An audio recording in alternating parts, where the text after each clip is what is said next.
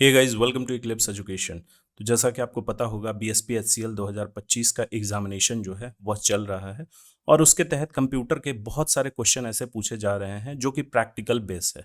तो देखिए, एमसीक्यू तो बहुत सारे तरीके के होते हैं। एमसीक्यू में बेसिकली वही शॉर्टकट की और कमांड से क्वेश्चंस आपने देखे होंगे। लेकिन एग्जाम क्या है, दिन ब दिन कंपटीशन बढ़ते जा रहा है और एग्जाम वो पुराने पैटर्न को फॉलो नहीं कर रहा, बल्कि प्रैक्टिकल बेस्ड क्वेश्चन ज़्यादा वो पूछ रहे हैं।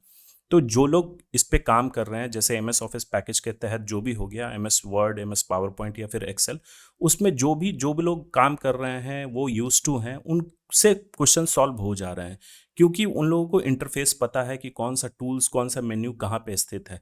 लेकिन जो लोग सिर्फ एमसीक्यू के तहत पढ़ के जा रहे हैं, उन लोगों से वो क्वेश्चन सॉल्व नहीं हो रहा है। और बहुत सारे दोस्तों का, सब्सक्राइबर का मेरे पास रिक्वेस्ट आ रहा है कि सर प्लीज़ कंप्यूटर का, खास करके एमएस ऑफिस का एक सीरीज लाइए जिसके तहत हम लोग ये सब क्वेश्चंस टैकल कर सकें और उससे हम लोगों को नॉलेज हो जाए। तो इसीलिए ये सीरीज मैंने स्टार्ट किया है, जिसके तहत मैं एमएस ऑफिस के तीनों package, basically Excel, PowerPoint और वर्ड से ही क्वेश्चन ज़्यादा आते हैं। एक्सेस आउटलुक से क्वेश्चन सिर्फ ये पूछा जाता है कि वह किस लिए है। तो जैसा कि आपको पता होगा, एमएस एक्सेस एक डेटाबेस है और एमएस आउटलुक एक ईमेल ऑर्गेनाइजिंग सॉफ्टवेयर है। तो इसके तहत जूनियर अकाउंट क्लर्क का एग्जाम 1 जुलाई से होने वाला है और अभी कोरिस्पॉन्डेंस क्लर्क और स्टोर असिस्टेंट का एग्जाम चल रहा है। तो चलिए, इसमें हम लोग एक एक करके देखते हैं। सभी में मैंने अच्छे खासे क्वेश्चंस रखे हैं और इस वीडियो के एंड तक बने रहिएगा, क्योंकि इसे मैंने सेक्शन वाइज समझाया है। पहले एमएस वर्ड का प्रैक्टिकल बेस्ड क्वेश्चन समझाऊंगा, फिर एमएस एक्सेल का और फिर पावर पॉइंट का। तो मेरा नाम है अभिषेक, वेलकम टू इक्लिप्स एजुकेशन। चलिए स्टार्ट करते हैं हम लोग BSPHCL का एमएस ऑफिस सीरीज। जैसा कि आप देख सकते हैं, पहला क्वेश्चन है, which option in MS Word allows you to restrict editing in a document. ये वर्ड कहने का मतलब, रेस्ट्रिक्ट कहने का मतलब कि आपको वो रोकता है। तो ऐसा कौन सा ऑप्शन एमएस वर्ड में है जो किसी डॉक्यूमेंट में आपको एडिटिंग करने से रोकता है, बाधा डालता है? तो इसका राइट आंसर होगा ऑप्शन बी, प्रोटेक्ट डॉक्यूमेंट। देखिए, प्रोटेक्ट डॉक्यूमेंट एक फीचर होता है एमएस वर्ड में, जिसके तहत आप लोग किसी भी, जो भी आपके पास डॉक्यूमेंट आता है, उसमें अगर आप प्रोटेक्ट डॉक्यूमेंट इनेबल कर देते हैं, तब आपके डॉक्यूमेंट में छेड़खानी नहीं हो पाएगी, उसमें किसी तरीके का एडिटिंग नहीं पॉसिबल है। इसे हम लोग प्रैक्टिकल करके देखेंगे। पहले एक दो क्वेश्चन डिस्कस कर लेते हैं। फिर अगला क्वेश्चन है, what is the use of style feature in MS Word. तो एमएस वर्ड में स्टाइल एक फीचर है, एक मेन्यू है, उसका काम क्या होता है? देखिए, ये सब प्रैक्टिकल बेस्ड जो ऑप्शंस हैं, उसे मैंने प्रैक्टिकल बेस्ड ही रखा है। तो इसका क्या राइट आंसर होगा? पहले हम लोग ऑप्शंस पढ़ लेते हैं। टू प्रिंट द डॉक्यूमेंट, तो नहीं, ये नहीं होगा। To change the theme of the document, ये भी नहीं होगा स्टाइल फीचर में। To apply a predefined set of formatting to text, ये इसका राइट आंसर होगा ऑप्शन सी। आंसर क्या दिया गया है कि आपको किसी टेक्स्ट में predefined set of formatting, मतलब कि वह पहले से डिफाइन किया गया है कि उसमें किस तरीके का फॉन्ट स्टाइल होगा, फॉन्ट कलर होगा, फॉन्ट साइज होगा। ये सारे चीज़ वो पहले से डिफाइन रहते हैं स्टाइल टैब में। और उसमें हेडिंग भी रहता है कि किस तरीके का हेडिंग रहेगा, उसका क्या कलर रहेगा, फॉन्ट कलर, फॉन्ट स्टाइल वगैरह, ये सब कुछ स्टाइल फीचर में रहता है। चलिए, अभी हम लोग थोड़ा प्रैक्टिकल करके देख लेते हैं। पहले एमएस वर्ड के इंटरफेस को थोड़ा समझ लेते हैं। जैसा कि आप देख सकते हैं, ये एमएस वर्ड का इंटरफेस है। तो देखिए, सबसे पहले इस इंटरफेस को मैं डिस्कस कर लेता हूँ। ये माइक्रोसॉफ्ट वर्ड जब आप ओपन करते हैं, एक ब्लैंक डॉक्यूमेंट लेते हैं, तो कुछ इस तरीके का, या फिर कोई भी डॉक्यूमेंट लेते हैं तो आपको कुछ इस तरीके का एमएस वर्ड दिखता है। ऊपर में देखिए, लेफ्ट कॉर्नर टॉप में ये जो है कुछ टूल्स आपको दिख रहे हैं। ये क्विक एक्सेस टूल बार है। फिर यह टाइटल बार है। टाइटल बार में आपको जो डॉक्यूमेंट का नेम होता है वह आपको यहाँ शो होता है। तो अगर आप कोई डॉक्यूमेंट का नाम नहीं देते हैं, तो बाय डिफॉल्ट, यानी स्टार्टिंग से ही डॉक्यूमेंट 1, डॉक्यूमेंट 2, देखिए डॉक्यूमेंट 1 मैंने ओपन कर रखा है, इसीलिए यहाँ डॉक्यूमेंट 2 शो कर रहा है। ये सब है आपका क्लोज बटन, रीस्टोर बटन और मिनिमाइज बटन। इसे क्लिक करने से आपका जो ये विंडो है वह मिनिमाइज हो जाएगा। रीस्टोर मतलब कि यह एक विंडो साइज में आ जाएगा, थोड़ा छोटा हो जाएगा और इससे टैब बंद ही हो जाएगा। उसके बाद ये जो फाइल है, फाइल आप देखिए, और यहाँ तक जो मेरा कर्सर है, इसे पूरा हम लोग रिबन्स बोलते हैं। रिबन्स में 3 चीज़ होते हैं, टैब्स, ग्रुप्स और मेन्यू। तो देखिए, यहाँ आप टैब देख सकते हैं, फाइल टैब है, होम टैब है, insert, draw, design, layout, references, mailing, review, view help, ये सब टैब हैं। हर टैब के अंतर्गत कुछ ग्रुप्स होते हैं, जैसे कि by default home tab he open रहता है, इसके अंतर्गत 4 ग्रुप्स, 5 ग्रुप्स होते हैं, क्लिपबोर्ड, फॉन्ट, पैराग्राफ और स्टाइल। तो हर ग्रुप के अंतर्गत कुछ ना कुछ कमांड्स होते हैं, कुछ मेन्यू होते हैं। जैसा कि आप देख सकते हैं, क्लिपबोर्ड ग्रुप है। देखिए, क्वेश्चन यही सबसे रहेंगे कि क्लिपबोर्ड, होम टैब में क्लिपबोर्ड ग्रुप जो स्थित है, उसके तहत कौन कौन से मेन्यू होते हैं।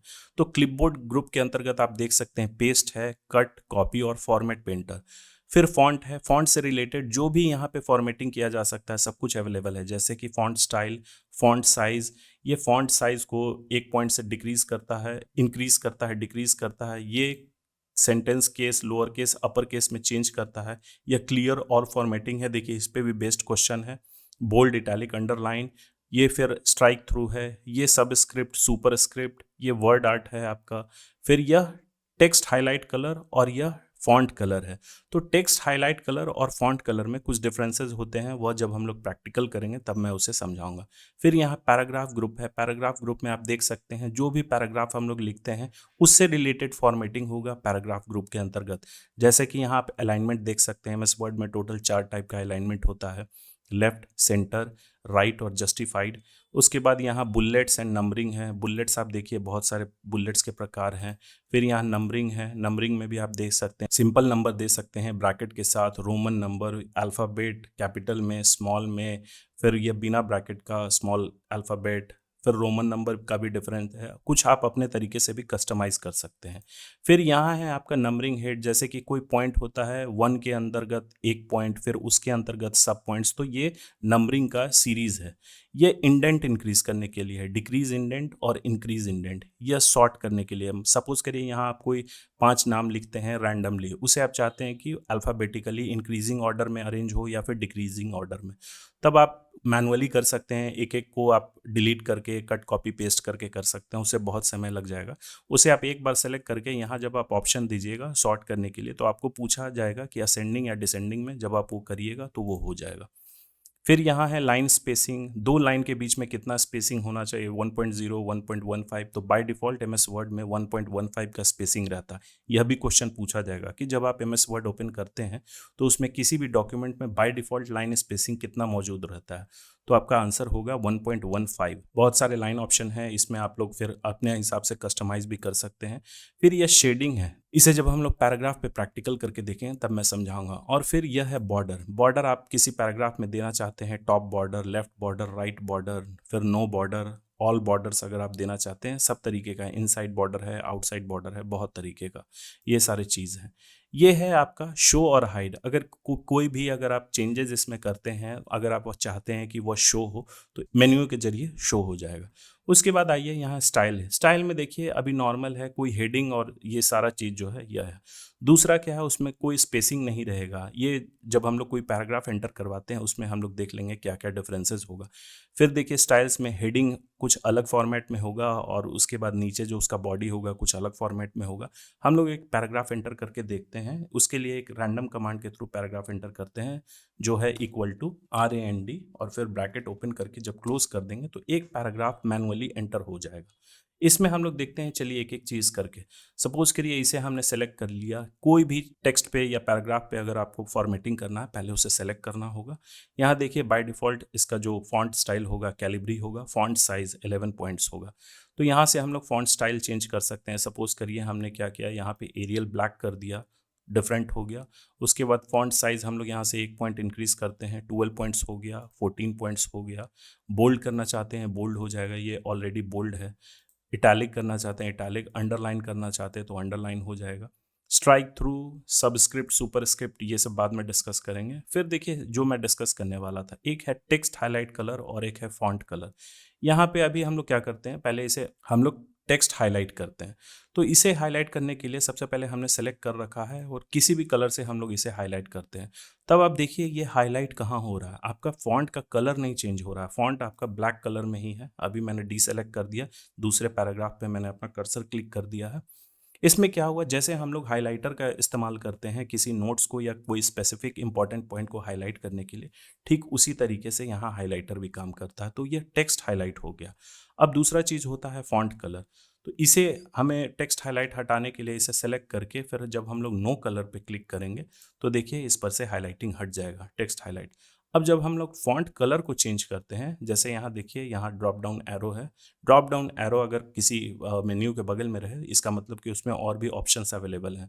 सपोज करिए यहाँ हम लोग कोई डिफरेंट कलर चूज़ करते हैं, जिस भी कलर पे अपना माउस का कर्सर ले जाइएगा फॉन्ट का कलर जो है चेंज हो जाएगा। जैसे देखिए यहाँ हम लोग ग्रीन कलर पे ले जाते हैं, फॉन्ट का कलर ग्रीन हो गया। तो यह फॉन्ट कलर है और टेक्स्ट हाईलाइट, ये दोनों में डिफरेंस हम लोग समझ गए। एक चीज और मैं समझाने वाला था, इसे हम लोग ब्लैक कर देते हैं। टेक्स्ट हाईलाइट और यहाँ एक शेडिंग होता है पैराग्राफ के अंतर्गत। तो देखिए सबसे पहले हम लोग क्या करते हैं, इसे एक बार हम लोग टेक्स्ट को हाईलाइट कर देते हैं। यहाँ आप देखिए जहाँ तक हमारा फॉन्ट मौजूद है वहीं तक यह हाईलाइट हुआ। हम लोग भी हाईलाइट इसी तरीके से करते हैं, लेकिन शेडिंग में देखिएगा क्या होगा। इसे फिर से वापस वैसा ही करने के लिए Ctrl Z जब हम लोग प्रेस करेंगे तो यह नॉर्मल हो जाएगा। इसे सेलेक्ट करते हैं और जब हम लोग शेडिंग करेंगे पैराग्राफ ग्रुप के अंतर्गत कोई सा भी अगर हम लोग कलर चूज करते हैं तो देखिए शेडिंग हमारा कहाँ अप्लाई हो रहा है, पूरा पैराग्राफ का जो सेक्शन है उसमें। फॉन्ट पे नहीं हो रहा है, फॉन्ट के एरिया के बाहर पे भी वह अप्लाई हो रहा है। यही डिफरेंस होता है शेडिंग में और टेक्स्ट हाईलाइट में। चलिए फिर से इसे हम लोग Ctrl Z कर देते हैं। अब यहाँ पे क्या है, फॉर्मेट पेंटर का क्या काम है। सपोज करिए इस पे एक सेटिंग अप्लाइड है, इस पे आपको सेटिंग देखना है। जैसे आप इस पैराग्राफ पे अपना माउस का कर्सर क्लिक करिएगा ये सारा इंफॉर्मेशन ऊपर दे देगा। फॉन्ट ग्रुप में हम लोग देखते हैं कौन सा फॉन्ट स्टाइल है, तो एरियल ब्लैक, फॉन्ट साइज है 14 पॉइंट्स और बाकी ऐसा कुछ नहीं है। यहाँ हम लोग देख सकते हैं, इसे हम लोग नो कलर कर देते हैं और यहाँ फॉन्ट कलर ब्लैक है। सपोज करिए हम लोग फॉन्ट कलर भी चेंज कर देते हैं, रेड है, पूरे पैराग्राफ का ही हम लोग फॉन्ट कलर रेड कर देते हैं। अब हम चाहते हैं कि इस पे जो भी फॉर्मेटिंग अप्लाइड है, जो भी इस पे हमने अभी फॉर्मेटिंग किया है, वह सेकंड पैराग्राफ पे भी एग्जैक्ट वैसा ही हो जाए। तो इसके लिए दो ऑप्शन है, एक तो हम लोग मैनुअली करें, इस पे देखें एरियल ब्लैक है, फिर इस पैराग्राफ का हम लोग फॉन्ट स्टाइल यहाँ से एरियल ब्लैक चेंज करें, फिर फॉन्ट साइज चेंज करें, तो उसमें हो सकता है एक आध चीज़ मिस हो जाए। लेकिन एग्जैक्टली और बहुत आसान तरीका इसे करने के लिए क्या है, इसे हम लोग सबसे पहले सेलेक्ट कर लेंगे जिसका फॉर्मेटिंग हमें कॉपी करना है, जैसा हम लोग फॉर्मेटिंग चाहते हैं। तो हमें ऐसा फॉर्मेटिंग इस पैराग्राफ पे अप्लाई करना है, तो इसे हमने सेलेक्ट किया। फिर फॉर्मेट पेंटर पे जैसे हम लोग क्लिक करेंगे, देखिए कर्सर पे एक ब्रश नुमा कुछ बन जाएगा, यहाँ आप देख सकते हैं। फिर जहाँ भी हमें अप्लाई करना है वहाँ के एरिया में हमें उसे सेलेक्ट कर देना होगा, क्लिक करके ड्रैग कर देना होगा। देखिए एग्जैक्टली जो सेटिंग इसमें था वही सेटिंग इसमें आ गया। अब अगर हम चाहते हैं फिर से इसे करने के लिए वैसा ही, तो हम लोग दो ऑप्शन से कर सकते हैं, Ctrl Z से, या फिर हम लोग इसका सेटिंग उस पर अप्लाई कर सकते हैं। तो इसे हमने सेलेक्ट किया, इसका सेटिंग कॉपी किया और फिर उसके बाद हम लोग दोनों पैराग्राफ पे इसे अप्लाई कर देते हैं। तो देखिए एग्जैक्टली ठीक थर्ड पैराग्राफ की तरह हो गया। ये तो हमने समझ लिया फॉन्ट ग्रुप और क्लिपबोर्ड ग्रुप में क्या क्या काम होता है। अब हम लोग आइए इधर देखते हैं अलाइनमेंट में। तो पैराग्राफ ग्रुप के अंतर्गत अलाइनमेंट है, जो भी पैराग्राफ हमारा सेलेक्टेड होगा उसी पे जो भी फॉर्मेटिंग हम लोग अप्लाई करेंगे वह अप्लाई होगा। तो इसका अलाइनमेंट हम लोग क्या करते हैं, अभी बाय डिफॉल्ट लेफ्ट अलाइनमेंट है। फिर सेंटर जब करेंगे तो देखिए जो हमारा पैराग्राफ है वह सेंटर की तरफ अलाइन हो गया। फिर देखिए राइट की तरफ अलाइन हो गया। राइट की तरफ अलाइन होने का मतलब यह पेज मार्जिन है, पेज मार्जिन के एकदम वह अलाइन हो जाएगा राइट मार्जिन की तरफ। और जैसे ही जस्टिफाइड करेंगे तो देखिए दोनों तरफ से यह अलाइंड हो जाएगा, जैसे कि लेफ्ट मार्जिन से भी यह अलाइंड है और राइट मार्जिन से भी यह अलाइंड है। लाइन स्पेसिंग देखिए 1.15 है पहले से, अगर हम इसे 1.5 करते हैं तो देखिए जो भी पैराग्राफ हमने सेलेक्ट किया था उनके लाइन के बीच 1.5 लाइन्स का स्पेसिंग आ गया। अगर हम लोग इसे इंक्रीज करते हैं 2.0 तो यह 2.0 हो जाएगा। तो इसे बाय डिफॉल्ट हम लोग 1.15 रहने देते हैं। अब ये सब चीज़ हो गया। बॉर्डर्स अगर हमें देना है तो अगर हम लोग ऑल बॉर्डर्स देते हैं तो यह पूरा ऑल बॉर्डर हो जाएगा, या फिर अगर हमें बॉर्डर हटाना है तो नो बॉर्डर हम लोग कर देंगे। बस यही चीज़ है। इंडेंट इंक्रीज करने के लिए, जैसे इंडेंट और मार्जिन में क्या डिफरेंस होता है, मार्जिन यहाँ है और इंडेंट कहने का मतलब कि मार्जिन से आप कितना आगे बढ़ के किसी चीज़ को लिखना चाहते हैं। तो सपोज करिए फर्स्ट पैराग्राफ के फर्स्ट लाइन, कई जगह आपने देखा होगा स्कूल में भी ठीक इसी तरीके से हम लोग कॉपी लिखते हैं। अगर इसे थोड़ा सा हमें ये इंक्रीज करना है तो यहाँ पे हमारा कर्सर क्लिक है, अगर हम एक टैब प्रेस करेंगे तो देखिए हमारा जो ये है टैब इंक्रीज हो गया, इंडेंट इंक्रीज हो गया। वापस से हमें फिर से वहीं ले जाना है, Ctrl Z प्रेस करते हैं। हम लोग यहाँ से भी कर सकते हैं इंक्रीज इंडेंट, ठीक उसी तरीके से ये पूरे पैराग्राफ का इंडेंट इंक्रीज हो जाएगा। इसमें यही डिफरेंस होता है। अब चलिए ये स्टाइल्स में हम लोग देखते हैं। स्टाइल्स में क्या था, जैसे अभी नॉर्मल है, इसे हम लोग सेलेक्ट करते हैं, यह नॉर्मल है। दूसरा नो स्पेसिंग पे क्लिक करेंगे तो देखिए एकदम स्पेसिंग खत्म हो जाएगा, उसमें कोई स्पेसिंग नहीं रहेगा। तीसरा हम लोग हेडिंग जब देते हैं तो देखिए किस तरीके का हमारा सेटिंग इस पे अप्लाई हो गया और यह पैराग्राफ टेक्स्ट नहीं बल्कि हेडिंग में तब्दील हो गया। इसे हम लोग बाद में देखेंगे कि एक टेक्स्ट में और एक हेडिंग में क्या डिफरेंस होता है। तो ये सारा चीज़ है। फिर इधर एडिटिंग है, इसमें फाइंड, रिप्लेस, सेलेक्ट है, ये सारा चीज़ है। इसे एक एक करके हम लोग डिस्कस करते हैं। चलिए अब हम लोग क्वेश्चन पे आते हैं। क्वेश्चन नंबर 2 क्या था, what is the use of a style feature in MS Word. तो इसका आंसर है to apply predefined set of formatting to text. और क्वेश्चन नंबर 1 क्या था, हम लोग देखते हैं which option in MS Word allows you to restrict editing in a document. इसे भी हम लोग प्रैक्टिकल करके देख लेते हैं। जैसे सपोज करिए यह कोई डॉक्यूमेंट है आपका, आप चाहते हैं कि जब ये किसी दूसरे के पास जाए तो उसमें कोई एडिटिंग नहीं कर पाए, तो हम लोग रेस्ट्रिक्ट एडिटिंग व फीचर अप्लाई करेंगे। तो उसके लिए हमें जाना होगा रिव्यू टैब में। रिव्यू टैब में जाएंगे तो देखिए यहाँ आप आइए, सबसे लास्ट वाला ग्रुप जो है प्रोटेक्ट, उसके ऊपर रेस्ट्रिक्ट एडिटिंग है। इसे जैसे ही हम लोग क्लिक करेंगे यह पूछेगा किस तरीके का। 3 ऑप्शन है, 3 ऑप्शन में से क्या है, limit formatting to selection of styles. तब अगर इसे आप लोग चेक कर देते हैं तब आप किसी खास सेक्शन में एडिटिंग कर सकते हैं, उसे आप स्पेस दे सकते हैं। फिर दूसरा क्या है, allow only this type of editing in this document. इसे जब आप लोग चेक कर दीजिएगा, जैसे ये हम लोग चेक कर दिए, और यहाँ हमें देना होगा कि किस तरीके का एडिटिंग आप उसमें कर सकते हैं, कुछ चीज़ों को आप अलाउ कर सकते हैं। और उसमें यहाँ पे एक ऑप्शन चेक कर देंगे हम लोग, ट्रैक चेंजेस या फिर कमेंट्स। जो भी यूज़र इसे चेंज कर रहे हैं तो वो कमेंट्स के जरिए उसमें मेंशन कर दे कि हाँ हमने ये चेंजेस किया है, या फिर ट्रैक चेंजेस करेंगे तो वो आपके डॉक्यूमेंट में दिखा देगा। इसे अभी हम लोग हटा देते हैं। फिर जब ये दोनों हो जाएगा तो स्टार्ट इन्फोर्समेंट पे क्लिक करना होगा, यस स्टार्ट इन्फोर्सिंग प्रोटेक्शन। इस पे जब हम लोग क्लिक करेंगे तो वह पासवर्ड बोलेगा कि अगर आप इसे रिस्ट्रिक्ट एडिटिंग करना चाहते हैं, कोई अगर बंदा करना चाहता है इस डॉक्यूमेंट पे, वो उसे पासवर्ड एंटर करना होगा, तब जाके आप एडिटिंग कर पाएंगे। तो ये सारा फीचर होता है रेस्ट्रिक्ट एडिटिंग का। अब चलिए हम लोग क्वेश्चन पे चलते हैं। तो क्वेश्चन नंबर 2 हो गया था, अब चलिए क्वेश्चन नंबर 3 देखते हैं। You need to create a table of contents, which feature should you choose. मतलब ये क्वेश्चन ये बोल रहा है कि आपको MS वर्ड में एक टेबल ऑफ कंटेंट बनाना है। टेबल ऑफ कंटेंट कहने का मतलब, जब हम लोग कोई बुक ओपन करते हैं तो उसके सबसे पहले पेज पे या दूसरे पेज पे टेबल ऑफ कंटेंट दिया रहता है, जिसमें यह मेंशन रहता है कि आपका कौन सा चैप्टर कितने से कितने पेज नंबर में है। तो यही चीज़ होता है टेबल ऑफ कंटेंट में। तो आपको कौन सा फीचर चूज करना होगा, तो इसका राइट आंसर होगा option B, references table of content. देखिए रेफरेंसेस टैब जो होता है, हर एक टैब का काम निर्धारित है, वह कुछ स्पेशल कामों के लिए बना हुआ है। चलिए एक बार हम लोग टैब को देख लेते हैं। तो जैसा कि आप देख सकते हैं होम टैब में मैंने बताया कि यह सब एडिटिंग से है। इंसर्ट टैब जो है, इंसर्ट टैब में कोई चीज़ आप इंसर्ट करा सकते हैं इस डॉक्यूमेंट में। अगर हमें पिक्चर लाना है, कोई चार्ट लाना है, कोई आइकन लाना है, हेडर एंड फुटर लाना है, तो ये सारा चीज़ जो है वह इंसर्ट टैब, जैसे नाम से ही स्पष्ट है। फिर देखिए ये ड्रॉ टैब जो है, ये एक एडिशनल फीचर है, इससे क्वेश्चंस नहीं होते हैं। चौथा है डिज़ाइन टैब। डिज़ाइन टैब में यह आपको बताता है कि आपका जो डॉक्यूमेंट है वो दिखेगा कैसा, वो किस तरीके का। उसमें थीम्स, जैसे मोबाइल में हम लोग थीम सेट करते हैं तो उसके वॉलपेपर चेंज हो जाते हैं, आइकन्स चेंज हो जाते हैं, कलर स्कीम चेंज हो जाते हैं, फॉन्ट चेंज हो जाते हैं, ये सारे चीज़ होते हैं थीम्स में। उसके बाद क्या है, पेज बैकग्राउंड। पेज बैकग्राउंड दूसरा ग्रुप है डिज़ाइन टैब के अंतर्गत। उसमें 3 चीज़ होता है, वाटरमार्क, पेज कलर और पेज बॉर्डर। तो वाटरमार्क आप सभी को पता है, देखिए जैसे ही हमने माउस का कर्सर यहाँ ले गया, हमें दिखा दिया एक सैंपल, इस तरीके का वाटरमार्क होता है, और यह इंपॉर्टेंट है, एग्जाम में से क्वेश्चन आते ही हैं। दूसरा है पेज बॉर्डर। पेज कलर, तो पेज कलर जैसे अभी हमारा बाय डिफ़ॉल्ट वाइट कलर का है, इसे हम चाहते हैं किसी और कलर में करना, तो जो है इसे हम लोग क्लिक करेंगे, देखिए जो भी कलर हम लोग देंगे पेज का कलर अप्लाई हो जाएगा। फिर है पेज बॉर्डर, इस पे जैसे ही हम लोग क्लिक करेंगे ये बहुत सारे ऑप्शन हमें दे देंगे। सबसे पहला है नन, अभी कोई भी पेज बॉर्डर इस पे अप्लाइड नहीं है। जैसे ही इस पे हम लोग क्लिक करेंगे देखिए हमारा पेज बॉर्डर जो है अप्लाई हो जाएगा, और ओके क्लिक करेंगे तो कुछ इस प्रकार का बॉर्डर अप्लाई हो जाएगा। इसे हम लोग फिर से अंडू कर देते हैं कंट्रोल Z से। उसके बाद लेआउट टैब है। लेआउट टैब कहने का मतलब, लेआउट का मतलब क्या होता है, कोई भी चीज़ वह दिखता कैसा है, उसका लंबाई चौड़ाई क्या है, वही सारा चीज़ यहाँ पे है। इसमें बेसिकली डॉक्यूमेंट पेज पे काम होता है। तो देखिए इसमें सबसे पहला है पेज सेटअप, जिसमें मार्जिन है। मार्जिन आपका बाय डिफ़ॉल्ट ये सब चीज़ मौजूद होते हैं। इससे भी एग्जाम में क्वेश्चन आएंगे कि MS वर्ड में कौन कौन से मार्जिन जो है वह पहले से मौजूद होते हैं, बाय डिफ़ॉल्ट मौजूद होते हैं। तो जैसे यहाँ नॉर्मल है, नैरो, मॉडरेट, वाइड, मिरर्ड है, फिर ऑफिस 2003 डिफ़ॉल्ट है।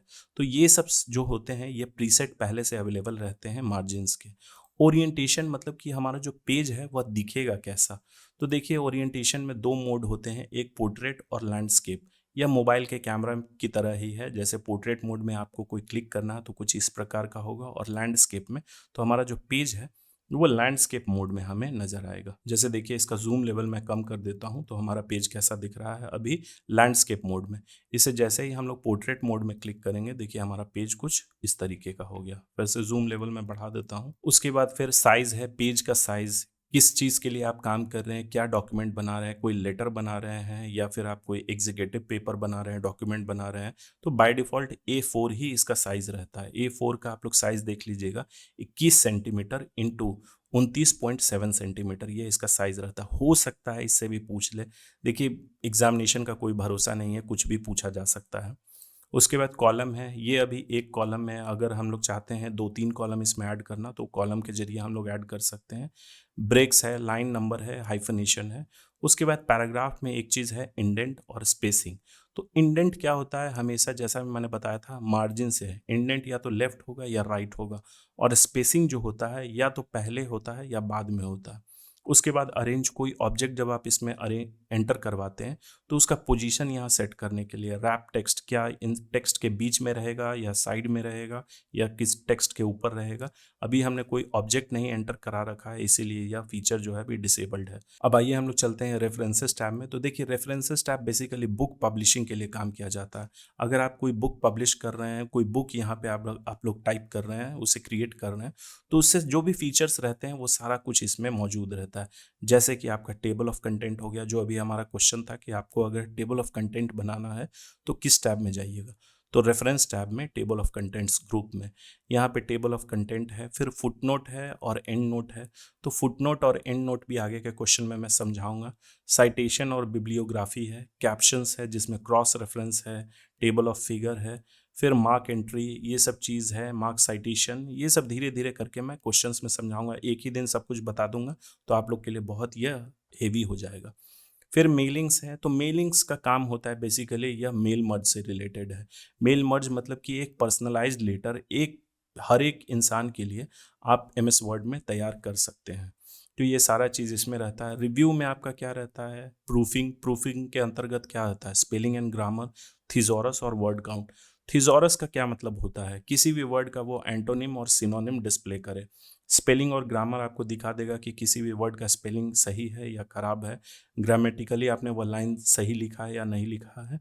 और थिजॉरस, अगर किसी वर्ड का थिजॉरस आप जानना चाहते हैं, जैसे कि एंटोनिम सिनोनिम जानना चाहते हैं, वो आपको शो कर देगा। बाकी सब यहाँ पे यही चीज़ है। ट्रैक चेंजेस वगैरह को भी यहाँ से आप ऑन कर सकते हैं कि इसमें अगर कोई चेंजेस किया जाता है तो वह ट्रैक हो जाए। फिर व्यू टैब है। व्यू टैब में देखिए बेसिकली व्यू, जो हमारा पेज है वो किस प्रकार से दिखेगा। तो बाय डिफ़ॉल्ट हमारा जो पेज दिखता है जब हम लोग एमएस वर्ड ओपन करते हैं, वह प्रिंट लेआउट व्यू में दिखता है, जैसा कि आप देख पा रहे हैं। फिर रीड मोड में, अगर आपने कोई डॉक्यूमेंट लिखा है और आप उसे चाहते हैं कि एक एक बार उसे मैं रिवाइज कर लूँ, पढ़ूँ, तब यह रीड मोड काम आता है। देखिए, कुछ इस प्रकार का हमारा यह रीड मोड होता है। स्केप प्रेस करेंगे, वापस से हम लोग प्रिंट लेआउट व्यू में आ जाएंगे। वेब लेआउट व्यू, अगर आपने कोई कंटेंट तैयार किया है और आप चाहते हैं कि जैसे इंटरनेट पेज डिस्प्ले होता है उसी तरीके से हमारा ये डॉक्यूमेंट जो है इंटरनेट पेज पे कैसा दिखेगा, तब आप यहाँ पे क्लिक करिएगा वेब लेआउट व्यू, तो देखिए इस प्रकार से इंटरनेट पेज दिखता है, आपको दिख जाएगा। उसके बाद है ड्राफ्ट व्यू और आउटलाइन व्यू। तो ये सब चीज़ आप एक एक करके जैसे क्वेश्चन आएगा मैं समझाते जाऊंगा। उसके बाद है पेज मूवमेंट, मतलब वर्टिकल करना चाहते हैं या फिर साइड टू साइड। तो साइड टू साइड जैसे आप क्लिक करेंगे, देखिए अगर एक से ज़्यादा पेज रहेगा तो यहाँ पे वो सारा मौजूद हो जाएगा और हम लोग वर्टिकली ऐसे स्क्रॉल कर सकते हैं। अभी हम लोग क्या कर रहे हैं, अभी हमारे डॉक्यूमेंट में एक ही पेज है। अगर हम लोग एक पेज और ऐड करते हैं कंट्रोल प्लस एंटर से, देखिए यहाँ नीचे स्टेटस बार में दिखा दिया पेज 2 ऑफ 2। तो अभी क्या है, हम लोग वर्टिकली एक पेज से दूसरे पेज में जा रहे हैं। अगर साइड टू साइड कर देंगे तो पहले पेज से दूसरे पेज में जाने के लिए हमें हॉरिजॉन्टली जाना पड़ेगा। यही डिफरेंस होता है। उसके बाद रूलर। रूलर आप जैसा कि यहाँ ऊपर देख सकते हैं, एक टॉप रूलर है और एक साइड रूलर है। तो इसे जैसे ही हम अनचेक कर देंगे, देखिए रूलर हट जाएगा, और इसे हमें ऑन कर देंगे तब हमें दोनों रूलर दिखने लगेगा। ग्रिड लाइंस, पेज में ग्रिड लाइन हमें दिखेगा। नेविगेशन पेन क्या होता है, नेविगेशन की, या बेसिकली आप किसी हेडिंग पे जाना चाहते हैं तब नेविगेशन पेन काम करता है। जैसे कि इसे जैसे ही हम लोग ऑन कर देंगे, देखिए यहाँ पे दिखा देगा।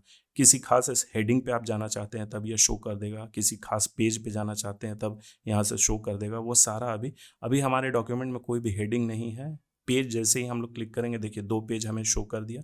अगर मल्टीपल पेजेस रहेंगे तो वो सारे यहाँ शो कर देंगे। आप डायरेक्टली, ये थंबनेल व्यू में रहता है, आप डायरेक्टली क्लिक करके उस पर आप जा सकते हैं। नेविगेशन पेन का काम यही है। इसे हम लोग यहाँ से क्लोज करते हैं तो यह क्लोज हो जाएगा, और फिर से देखना है तो व्यू टैब में आना है और नेविगेशन पेन को क्लिक कर देना, ये हमें शो कर देगा। उसके बाद हेल्प है, तो हेल्प टैब में बेसिकली यही सब रहता है, एमएस वर्ड से क्या आप लोग हेल्प, आप अगर आपका ये एप्लीकेशन ठीक से काम नहीं कर रहा है तो ये सारा चीज़ वो माइक्रोसॉफ्ट ऑफिस का एक सपोर्ट होता है। फिर से हम लोग क्वेश्चन पे आते हैं। चलिए क्वेश्चन नंबर 4 पे हम लोग चलते हैं। What is the use of book marks in MS Word? तो बुक मार्क एक फीचर होता है एमएस वर्ड में, उसका काम क्या होता है? तो इसका राइट आंसर होगा option B, to mark a place in the document for easy navigation. देखिए, दो शब्द होते हैं, एक बुक मार्क और एक हाइपर लिंक। दोनों में डिफरेंस बेसिकली क्या होता है? अगर किसी डॉक्यूमेंट में सपोज करिए कि वह मल्टीपल पेजेस का है, 50 पेज का, 100 पेज का, उसमें आपने कोई हेडिंग दिया है या फिर कोई वर्ड आपने ऐसा दिया है जो आप रेफरेंस करना चाहते हैं उसी डॉक्यूमेंट के अंतर्गत, तब आप क्या कर सकते हैं, उस वर्ड को आप बुकमार्क बना दीजिए। तो जैसे ही वह बुकमार्क बना रहेगा, आप क्लिक करिएगा बुकमार्क लिस्ट में से कि हाँ, मुझे इसका मीनिंग जानना है या इसके बारे में कुछ और एक्सप्लेनेशन देखना है, तो उस डॉक्यूमेंट में अगर आपने बनाया उस पर क्लिक करिएगा, तो सेम ही डॉक्यूमेंट में आप उस जगह पहुंच जाइएगा। लेकिन हाइपरलिंक क्या होता है कि एक तरीके का लिंक होता है जिसके जरिए आप अपने डॉक्यूमेंट से डॉक्यूमेंट में तो जा सकते हैं किसी खास जगह पे, उसके बाहर भी आप किसी लिंक पे जा सकते हैं। जैसा कि आपने एग्जाम फॉर्म जब आप अप्लाई करते हैं या एडवर्टीजमेंट पढ़ते हैं, उसमें दिया रहता है कि click this link to apply, इस लिंक पे आप क्लिक करें अप्लाई करने के लिए। जैसे ही उस लिंक पे हम लोग क्लिक करते हैं, हमारा पीडीएफ से किसी और जगह चला जाता है, उस वेबसाइट, ऑफिशियल वेबसाइट के पेज पे चला जाता है, वो होता है हाइपर लिंक। तो ये दोनों चीज हम लोग एमएस वर्ड में एंटर करवा सकते हैं। यहाँ क्वेश्चन था बुकमार्क से रिलेटेड। अब चलिए अगले क्वेश्चन पे हम लोग चलते हैं। How can you remove all formatting from a selection of text? ये कहने का मतलब है कि अगर आपने कोई सेलेक्ट कर रखा है, कोई टेक्स्ट पे, पैराग्राफ पे फॉर्मेटिंग कर रखा है और आप चाहते हैं कि एक ही बार में उसे हटाना, पूरा सिलेक्शन, मतलब पूरा फॉर्मेटिंग उस सिलेक्शन का आपको हटाना है, तो आप किस तरीके से हटा सकते हैं? तो इसका राइट आंसर होगा ऑप्शन ए, होम टैब के अंतर्गत क्लियर फॉर्मेटिंग रहता है। चलिए इसे हम लोग एक बार देखते हैं। देखिए, वह बुकमार्क को समझने के लिए हम लोग यहाँ से चलते हैं। जैसे कि यह हेडिंग मैंने दिया है, यहाँ 3 पेज है, पेज नंबर 1, पेज नंबर 2 और पेज नंबर 3 है। यहाँ हमने इसे हेडिंग दिया, जैसे इस पे हम लोग क्लिक करेंगे, देखिए हमारा कौन सा हेडिंग है, ये हेडिंग 3 है। उसके बाद हम लोग सेकंड पेज पे जाते हैं, इस पे हम लोग क्लिक करेंगे तो इस पे हेडिंग 2 अप्लाइड है। और पेज नंबर 1 पे जाते हैं तो देखिए इस पे हेडिंग 1 है। यही डिफरेंस होता है। अब जैसे ही हम लोग होम टैब, व्यू टैब में जाएंगे और नेविगेशन पेन को ओपन करेंगे, देखिए यहाँ पे हमारे पास क्या आ गया, हेडिंग। तो हेडिंग और टेक्स्ट में मैं यही डिफरेंस समझा रहा था। हेडिंग में यहाँ 3 हेडिंग आ गया, एग्जाम्पल 1, एग्जाम्पल 2, एग्जाम्पल 3। जैसे ही हम लोग किसी भी हेडिंग पे क्लिक करेंगे, हमारा जो कर्सर है डायरेक्ट वहाँ चला जाएगा। जैसे ही हम लोग थर्ड हेडिंग पे हम लोग क्लिक करते हैं, हमारा कर्सर देखिए एग्जाम्पल 3 पे चला गया। ये छोटा डॉक्यूमेंट है, इसीलिए आपको आसान लग रहा होगा कि हम लोग डायरेक्टली स्क्रॉल करके भी जा सकते हैं। लेकिन सपोज करिए कि इसमें 500 पेज हो या फिर 1000 पेज हो, तब आप कैसे जाइएगा? उतना स्क्रॉल करना पॉसिबल नहीं है। दूसरा है, आप पेजेस से भी जा सकते हैं, पेज नंबर क्लिक करके। अब क्वेश्चन नंबर 5 था कि आप फॉर्मेटिंग एक बार में कैसे हटा सकते हैं। तो चलिए हम लोग एक पैराग्राफ पे कुछ फॉर्मेटिंग अप्लाई कर देते हैं। इसका फॉन्ट साइज चेंज, हम लोग फॉन्ट स्टाइल चेंज कर देते हैं, फॉन्ट साइज चेंज कर देते हैं, इस पे फॉन्ट कलर भी हम लोग अप्लाई कर देते हैं और टेक्स्ट हाईलाइट भी कर देते हैं हम लोग। अब हम चाहते हैं पूरा का पूरा जो फॉर्मेटिंग है वह एक बार में ही हट जाए, तो एक एक करके हम हटा सकते हैं या फिर एक ही टूल होता है जिसके जरिए एक बार में ही सब हट जाए। पूरा हमने सेलेक्ट किया। होम टैब के अंतर्गत फॉन्ट ग्रुप में सबसे ऊपर में आप आइएगा तो देखिएगा एक टेक्स्ट के बगल में एक इरेजर टाइप से कुछ बना होगा। जैसे ही आप अपना माउस का कर्सर वहां ले जाइएगा, आपको दिखा देगा कि यह टूल क्या काम करता है। तो यहाँ लिखा गया है क्लियर ऑल फॉर्मेटिंग। जैसे ही इस पर क्लिक करेंगे, देखिए सारा फॉर्मेटिंग हट जाएगा सिवाय टेक्स्ट हाईलाइट के। तो टेक्स्ट हाईलाइट को हमें नो कलर करना होगा। देखिए ये सारा फॉर्मेटिंग इस पे हट गया। एक बार और करके मैं दिखाता हूँ। इसका हम लोग फॉन्ट स्टाइल चेंज कर देते हैं। सपोज करिए हमने ये दिया, फॉन्ट साइज हम लोग देते हैं, फॉन्ट कलर हम लोग चेंज कर देते हैं। अब इस पर से हमें फॉर्मेटिंग हटाना है, फिर से हम लोग सेलेक्ट करेंगे और क्लियर ऑल फॉर्मेटिंग पे क्लिक करेंगे, पूरा का पूरा फॉर्मेटिंग हट जाएगा। तो चलिए वापस से हम लोग एमसीक्यू पे चलते हैं। अब अगला क्वेश्चन है, इन एमएस वर्ड, देखिए वर्ड लिखा हुआ है यानी MS word, what is a quick part? Quick part क्या होता है? तो सबसे पहले इसका आंसर हम लोग देख लेते हैं, उसके बाद हम लोग प्रैक्टिकल देखेंगे। तो इसका आंसर होता है option B, a saved piece of reusable content. मतलब कि एक ऐसा कंटेंट जो हम लोग बार बार उसे इस्तेमाल करते हैं, तो वह सेव रहता है, बाय डिफॉल्ट ही वह सेव किया हुआ रहता है। ऐसा नहीं कि उसे हमें बार बार नया बनाना पड़ता है, हम लोग बना भी सकते हैं, लेकिन पहले से ही बहुत सारे ऐसे कंटेंट होते हैं जो हम लोग बार बार इस्तेमाल करते हैं, तो वो लिस्ट में मौजूद होता है। इसे जब हम लोग प्रैक्टिकल करेंगे तो अच्छे से समझते हैं। अगला क्वेश्चन देखते हैं हम लोग।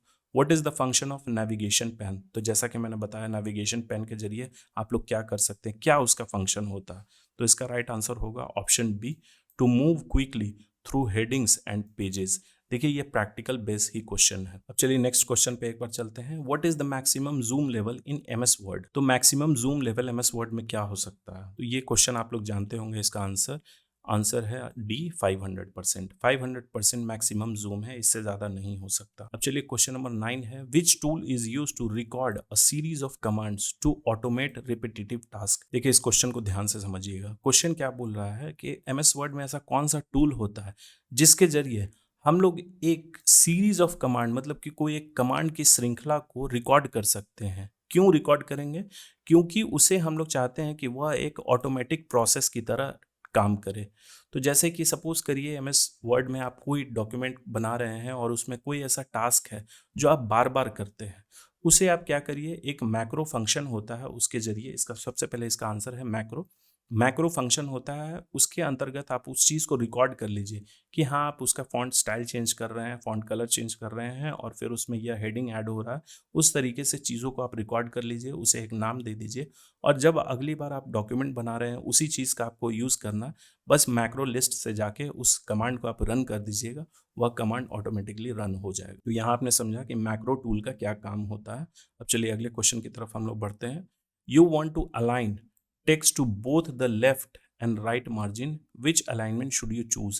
क्वेश्चन ये बोल रहा है कि एमएस वर्ड में आपके डॉक्यूमेंट में आप चाहते हैं कि जो टेक्स्ट है वह दोनों तरफ से अलाइन रहे, यानी कि लेफ्ट साइड से भी अलाइन रहे और राइट साइड से भी अलाइन रहे। तो आप कौन सा अलाइनमेंट चूज करिएगा, तो इसका आंसर होगा ऑप्शन सी, जस्टिफाइड अलाइनमेंट। अब चलिए प्रैक्टिकल करके हम लोग 2-3 क्वेश्चन का देख लेते हैं। अगला क्वेश्चन था क्विक पार्ट क्या होता है, तो क्विक पार्ट हमें इस डॉक्यूमेंट में इंसर्ट कराना है, तो हम लोग इंसर्ट टैब में जाएंगे। देखिए यहाँ आप टेक्स्ट ग्रुप है, टेक्स्ट ग्रुप के अंतर्गत क्विक पार्ट सबसे ऊपर है, बगल में ड्रॉप डाउन एरो है, उसे हम लोग क्लिक करेंगे। इसमें बहुत सारा ऑप्शन होता है, जैसे कि ऑटो टेक्स्ट हो गया, डॉक्यूमेंट प्रॉपर्टी हो गया। ऑटो टेक्स्ट में जैसे वो खुद ब खुद एंटर हो जाएगा, डॉक्यूमेंट प्रॉपर्टी या फिर फील्ड। डॉक्यूमेंट प्रॉपर्टी में क्या है, आपको कोई ऑथर का नाम देना है, कोई कैटेगरी देना है, कमेंट देना है, कंपनी देना है या फिर कंपनी का एड्रेस देना है, कंपनी का ईमेल देना है, डेट पब्लिश करना है, ये सारा चीज़। फील्ड के जरिए क्या होगा, फील्ड हम लोग देखते हैं, कोई फील्ड को हम लोग इंसर्ट करना है, हम लोग फील्ड पे क्लिक करेंगे। देखिए यहाँ फील्ड में हमें बहुत सारा कैटेगरी दिखा देगा, क्या फील्ड एंटर करना है, तो date and time. Date and time का भी हमें फॉर्मेट दे देगा किस तरीके का। तो चलिए हम लोग सेकेंड ऑप्शन पे क्लिक करते हैं और ओके क्लिक कर देंगे। जहां हमारा कर्सर था वहां पे क्विक पार्ट एंटर हो जाएगा। अभी हमारा कर्सर स्टार्टिंग में था इसीलिए यहाँ पे एंटर हो गया, जैसा आप देख सकते हैं। अब हाँ, एक क्वेश्चन था कि एमएस वर्ड में मैक्सिमम जूम परसेंटेज कितना हो सकता है, तो देखिए जब आप नीचे आइएगा यहाँ स्टेटस बार में, टास्क बार में, तो यहाँ पे भी व्यू मौजूद होता है, डॉक्यूमेंट व्यू। तो अभी by default print layout view है और उसके बगल में जूम लेवल है, तो इधर माइनस है और इधर प्लस है, तो हम लोग प्लस की तरफ मैक्सिमम ले जाते हैं। देखिए हमारा जूम लेवल कितना हो गया, मैक्सिमम 500, इससे ज़्यादा नहीं हो सकता। और मिनिमम कितना है, 10%।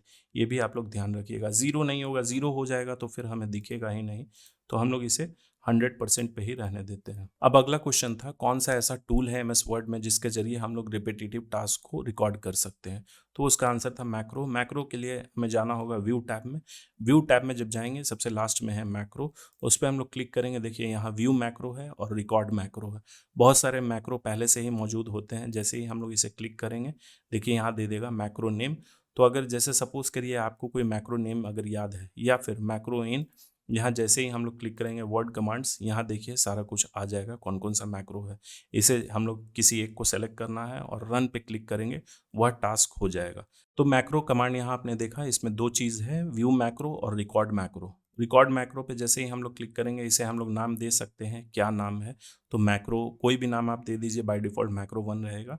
और इसे क्या करना है, आप किसी बटन को असाइन करना चाहते हैं या फिर कोई कीबोर्ड को आप असाइन करना चाहते हैं, तो कोई बटन के लिए आपको यहाँ देना होगा किस तरीके का मैक्रो है, कहाँ आपको स्टोर करना है, तो डॉक्यूमेंट 2 में या फिर किसी भी डॉक्यूमेंट में, कोई स्पेसिफिक डॉक्यूमेंट में उसके बारे में आप यहाँ कुछ लिखना चाहते हैं तो लिख सकते हैं।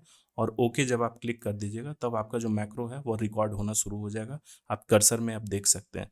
फिर इसे हमें स्टॉप करना होगा, स्टॉप रिकॉर्डिंग, और मैक्रो व्यू मैक्रो लिस्ट में जाइएगा। तो जब आपने वो क्लिक किया डॉक्यूमेंट 2 में, आपको देखिए यहाँ पे दिख जाएगा। अब चलिए वापस से हम लोग क्वेश्चन पे चलते हैं। तो अगला क्वेश्चन है, where can you find the SmartArt option in MS Word. आपको स्मार्ट आर्ट ऑप्शन कहाँ दिखेगा MS वर्ड में? तो इसका राइट आंसर है option B, insert tab. Insert tab के अंतर्गत ही स्मार्ट आर्ट ऑप्शन होता है। स्मार्ट आर्ट के अंतर्गत जैसे कि सपोज करिए आप किसी डॉक्यूमेंट में ये दिखाना चाहते हैं कि वाटर लाइफ साइकिल या फिर प्रोडक्ट लाइफ साइकिल या किसी तरीके का हिरार्की या कोई लिस्ट दिखाना चाहते हैं, तब वो सारा चीज़ स्मार्ट आर्ट के जरिए होता है। एक होता है आपका डायग्राम। तो डायग्राम या फिर चार्ट जो हो गया, उसके अंतर्गत बहुत सारे चार्ट होते हैं। पाई चार्ट होता है, कॉलम चार्ट होता है, लाइन चार्ट होता है, ये सारा चीज़। लेकिन अगर कोई स्मार्ट आर्ट ग्राफिक्स जैसे कि आपका हिरार्की लिस्ट प्रोसेस हो गया, तो ये सब चीज़ स्मार्ट आर्ट के अंतर्गत रहता है। इसे हम लोग प्रैक्टिकल करते हैं तब देखते हैं कि स्मार्ट आर्ट के अंतर्गत कौन कौन से स्मार्ट आर्ट अवेलेबल रहते हैं। ये भी क्वेश्चन एग्जाम में आता है। अगला क्वेश्चन है, how do you link a Word document to a data source for mail merge. देखिए ये क्वेश्चन काफ़ी इंपॉर्टेंट है मेल मर्ज से। अगर आप लोग मेल मर्ज के लिए स्पेसिफिक देखना चाहते हैं तो आप हमारा बेल्ट्रॉन की सीरीज़ में, हमारे चैनल के प्लेलिस्ट में बेल्ट्रॉन नाम से एक प्लेलिस्ट होगा, उसमें मेल मर्ज के लिए खास मैंने एक वीडियो ही बनाया है, आप लोग उसे चेक कर सकते हैं। मेल मर्ज को उसमें मैंने बहुत अच्छे से समझाया। यहाँ क्वेश्चन क्या पूछ रहा है कि किसी भी वर्ड डॉक्यूमेंट में आप जब मेल मर्ज करते हैं तो आप डेटा सोर्स को कैसे लिंक कर सकते हैं, कैसे ऐड कर सकते हैं। देखिए मेल मर्ज बेसिकली क्या होता है। अगर सपोज करिए आप किसी ऑफिस में काम कर रहे हैं और आपकी ऐसी रिस्पॉन्सिबिलिटी है कि आपको उसमें जितने भी लोग हैं, सपोज करिए 100 पीपल हैं, 100 एम्प्लॉय हैं उस ऑफिस में, आपको 100 लोगों के लिए आपको लेटर का जो कंटेंट है वो सेम रहेगा, लेकिन आपको यह बोला जाएगा कि हर एम्प्लॉय के लिए एक पर्सनलाइज्ड लेटर होना चाहिए। 100 एम्प्लॉय के लिए लेटर का कंटेंट सेम है, लेकिन उसमें आपका हर एम्प्लॉय का नाम होना चाहिए जिसे आप भेज रहे हैं। सिर्फ उसी व्यक्ति का उसमें नाम होना चाहिए, उसका एम्प्लॉय कोड होना चाहिए, उसका एड्रेस होना चाहिए, और भी सारा डिटेल्स होता है जैसे सैलरी हो गया, बोनस हो गया, डेट ऑफ ज्वाइनिंग हो गया, क्योंकि सभी एम्प्लॉय का कुछ सब कुछ जो ये पर्सनल इन्फॉर्मेशन है यह डिफरेंट होता है, लेकिन कंटेंट तो सेम रहेगा। अब आप दो ऑप्शन है आपके पास, आप क्या करिएगा, सभी के लिए सेम कंटेंट बार बार आप टाइप करिएगा 100 लोगों के लिए, या फिर एक कंटेंट को आप टाइप करके रख लीजिएगा, उसमें कुछ आप फील्ड बनाइएगा कि हाँ ये चीज़ मुझे बस चेंज करना है, बाकी जो डॉक्यूमेंट का कंटेंट है वह चेंज नहीं होगा, उसमें कुछ फील्ड्स हैं बस वही चेंज होंगे। जैसे कि एम्प्लॉय नेम चेंज होगा, उनका डेट ऑफ ज्वाइनिंग चेंज होगा, उनका सैलरी चेंज होगा, उनका एम्प्लॉय कोड चेंज होगा, उनका एड्रेस चेंज होगा। ये फील्ड आप बना लीजिए, उसे ही बोला जाता है डेटा सोर्स। तो उस तरीके का डेटा सोर्स जब आप बना लेते हैं और फिर डॉक्यूमेंट में आप दोनों को मर्ज कर देते हैं, तो पर्सनलाइज्ड डॉक्यूमेंट 100 लोगों के लिए अलग अलग या मेल मर्ज MS वर्ड में जो फीचर होता है वह बना के आपको दे देगा। चलिए इसे हम लोग प्रैक्टिकल एक बार करके देख लेते हैं, पूरा प्रैक्टिकल नहीं, बस मैं इंटरफेस दिखाऊंगा। तो चलिए मेल मर्ज में हमें जाने के लिए, वो फंक्शन यूज करने के लिए हमें मेलिंग्स टैब में जाना होगा। मेलिंग्स टैब में स्टार्ट मेल मर्ज ग्रुप है, उसके अंतर्गत दो चीज़ें है, एक स्टार्ट मेल मर्ज और सेलेक्ट रिसिपिएंट्स। तो हमें क्या करना होगा, सबसे पहले हमें रिसिपिएंट मतलब कौन वह लेटर रिसीव करेंगे, किनके नाम से वह लेटर बनेगा, हमें सबसे पहले वह सेलेक्ट करना होगा। तो टाइप अ न्यू लिस्ट है या फिर यूज एन एग्जिस्टिंग लिस्ट है, चूज फ्रॉम आउटलुक कॉन्टैक्ट। तो देखिए आउटलुक कॉन्टैक्ट कब होता है, जब आप किसी ऑर्गेनाइजेशन में काम कर रहे हैं तो उनका जो ईमेल होता है वह उस ऑर्गेनाइजेशन के स्पेसिफिक बना होता है। तो वह आउटलुक में सारा कॉन्टैक्ट जो होता है कि एक ऑर्गेनाइजेशन में, किसी एक कंपनी में वह जो कितने एम्प्लॉय हैं उनका आउटलुक में डेटा मेंटेन होता है, तो आप वहाँ से कॉन्टैक्ट बुक उठा सकते हैं, या फिर कोई एग्जिस्टिंग लिस्ट बना हुआ है, पहले से आपने लिस्ट बना के रखा है, उसे आप यूज़ कर सकते हैं, या फिर एक नया लिस्ट आप बना सकते हैं। यह चीज़ है। उसके बाद यहाँ है स्टार्ट मेल मर्ज। तो आपको क्या किस तरीके का डॉक्यूमेंट बनाना है, लेटर बनाना है, ईमेल मैसेज बनाना है, एनवेलप बनाना है, लेबल बनाना है, या फिर डायरेक्टरी बनाना है, ये सारा चीज़ है। देखिए वो बेल्ट्रॉन की सीरीज़ में जो मैंने वीडियो बनाया है उसमें बहुत अच्छे तरीके से प्रैक्टिकल करके बताया है मैंने। अब चलिए वापस से क्वेश्चन पे चलते हैं हम लोग। तो क्वेश्चन क्या था कि MS वर्ड में आप डेटा सोर्स मेल मर्ज के लिए आप कैसे लिंक कर सकते हैं। तो इसका राइट आंसर था ऑप्शन सी, मेलिंग्स टैब आपको जाना है और सेलेक्ट रिसिपिएंट्स मेन्यू आपको चूज करना है। अब चलिए अगला क्वेश्चन है, how do you insert a watermark in MS Word. तो वाटरमार्क जैसे कि मैंने बताया इस डॉक्यूमेंट में, ये आप मेरे चैनल का लोगो देख रहे हैं, ये वाटरमार्क के तहत ही मैंने इंसर्ट किया है। तो आप MS वर्ड में कैसे इंसर्ट करा सकते हैं। तो इसका राइट आंसर है option B, design tab watermark. देखिए ये बहुत कॉन्ट्राडिक्टरी क्वेश्चन है, क्योंकि बहुत सारे मैंने देखा है क्वेश्चंस कि वह लिखा रहता है कि MS वर्ड 2007 में वाटरमार्क आप कैसे इंसर्ट करा सकते हैं। देखिए वर्जन्स क्या है, वर्जन से क्वेश्चन नहीं रहने का यह रीज़न है कि वर्जन तो हमेशा चेंज कर रहे हैं। MS 2003 है MS ऑफिस, फिर 2007 है, 2010 है, 13 है, 16 है, 19 है, 21 है, अभी चल रहा है साल 2025 चल रहा है और इसका लेटेस्ट वर्जन है माइक्रोसॉफ्ट ऑफिस 2024। तो ये 2007 से क्वेश्चन क्यों उठाएगा? ठीक है, मोस्ट कॉमन यूज़ किया जा रहा है अभी जो लेटेस्ट वर्जन है आपका 2024। तो बेसिकली हुआ क्या था, 2007 के बाद जो भी वर्जन्स हैं उसमें सारे जो वाटरमार्क इंसर्ट कराने के लिए वो डिज़ाइन टैब में मौजूद कर दिया गया है। लेकिन 2007 तक जो भी वर्जन है उसमें इंसर्ट टैब में होता था, लेआउट टैब में होता था। तो ऐसा कॉन्ट्राडिक्टरी क्वेश्चन एग्जाम में नहीं पूछा जाएगा, बस आपसे यही पूछा जाएगा कि वाटरमार्क आप MS वर्ड में कहाँ से इंसर्ट करा सकते हैं। तो इसका राइट आंसर है डिज़ाइन टैब वाटरमार्क, जो अपडेटेड है। अब इसमें हो सकता है यहाँ दे दे पेज लेआउट टैब, जैसे आप देख सकते हैं। तो यह 2007 वर्जन में था। जो लोग आंसर यहाँ करके आएंगे पेज लेआउट टैब वाटरमार्क, तो ये कॉन्ट्राडिक्टरी आंसर हो जाएगा, इस पर आप ऑब्जेक्शन उठा सकते हैं। माइक्रोसॉफ्ट ऑफिस 2007 में पेज लेआउट टैब में वाटरमार्क था, लेकिन 2007 के बाद जो भी वर्जन है उसमें डिज़ाइन टैब के अंतर्गत वाटरमार्क है। तो यही डिफरेंस होता है, ये कॉन्ट्राडिक्टरी क्वेश्चन है, ऐसा नहीं आयोग करेगा। अगला क्वेश्चन है विच tab is usually the default tab open when you start MS word. यहाँ क्वेश्चन ये पूछ रहा है कि ऐसा कौन सा टैब है वह पहले से ही ओपन रहता है जब आप MS वर्ड डॉक्यूमेंट पहली बार खोलते हैं। डिफ़ॉल्ट कहने का मतलब कि कंपनी ने उसे वैसा बना के ही भेजा है, जैसे आप जब आप कोई चीज़ ओपन करते हैं तो वो पहले से मौजूद होता है। तो इसका राइट आंसर है होम टैब। होम, जब आप MS वर्ड का फाइल आप ओपन करते हैं, डॉक्यूमेंट ओपन करते हैं, चाहे कि वह न्यू डॉक्यूमेंट हो या फिर कोई पुराना डॉक्यूमेंट हो, पहले से ही होम टैब ही ओपन होगा, उसके बाद ही आप कोई टैब ओपन कर सकते हैं।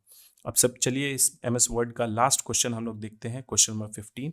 विच tab would you use to change the font style and size of your text. यहाँ टैब से सवाल है कि आप कौन सा टैब सेलेक्ट करिएगा फॉन्ट स्टाइल और फॉन्ट साइज चेंज करने के लिए। तो इसका आंसर आप सभी को पता होगा, option C home tab. Home tab के अंतर्गत ही आपने देखा था clipboard group, font group, paragraph group और स्टाइल ग्रुप। तो font style, font size, font colour change करने के लिए हम लोग होम टैब के अंतर्गत फॉन्ट ग्रुप का इस्तेमाल करेंगे। देखिए यहाँ MS वर्ड का हमारा 15 क्वेश्चंस कंप्लीट हुआ प्रैक्टिकल के साथ। चाहता तो मैं कुछ और क्वेश्चन रख सकता था, लेकिन प्रैक्टिकल सेशन में बाकी चीज़ भी मुझे कंडक्ट करवाना है, जैसे MS एक्सेल हो गया और MS पावर पॉइंट। ये सेशन प्रैक्टिकल बेस है। अगर आप लोग इसमें कुछ चेंजेस करना चाहते हैं, आप चाहते हैं कि किसी और तरीके से मैं पढ़ाऊँ, तो आप लोग कमेंट करके बता सकते हैं। उसे आप ही लोग के लिए भलाई होगी, उससे मेरा कुछ इम्प्रूवमेंट नहीं होने वाला, आप ही लोग के लिए वह भला होगा, एग्जामिनेशन में आप लोग के लिए हेल्प होगा। और इसे सिर्फ आप एक दो बार क्वेश्चन याद मत करिए, बल्कि अगर आपके पास पॉसिबल हो तो आप सिस्टम पे ये सब सारा चीज़ प्रैक्टिकल करके देखिए, तब आपके दिमाग में बस जाएगा कौन सा टैब में कौन कौन सा ग्रुप है और उस ग्रुप में कौन कौन सा मेन्यू अवेलेबल है। कुछ टास्क आप करिएगा, वो खुद ब खुद आपको वो सारा चीज़ याद हो जाएगा। अब देखिए ये थोड़ा डिफ़िकल्ट होगा कि हम एक टैब ओपन करें, उसमें कौन कौन सा मेन्यू होता है वो सब चीज़ याद करना, वो लग रहा होगा कि डिफ़िकल्ट है। लेकिन जब आप इसे एक दो बार यूज़ कर लीजिएगा, कोई टास्क बना लीजिएगा ना, तब आपके दिमाग में खुद आ जाएगा। अच्छा मुझे फ़ॉन्ट स्टाइल चेंज करना है, तब हमें होम टैब में जाना होगा। ठीक है, मुझे हेडर एंड फुटर इंसर्ट कराना है, तब हम लोग इंसर्ट टैब में जाएंगे।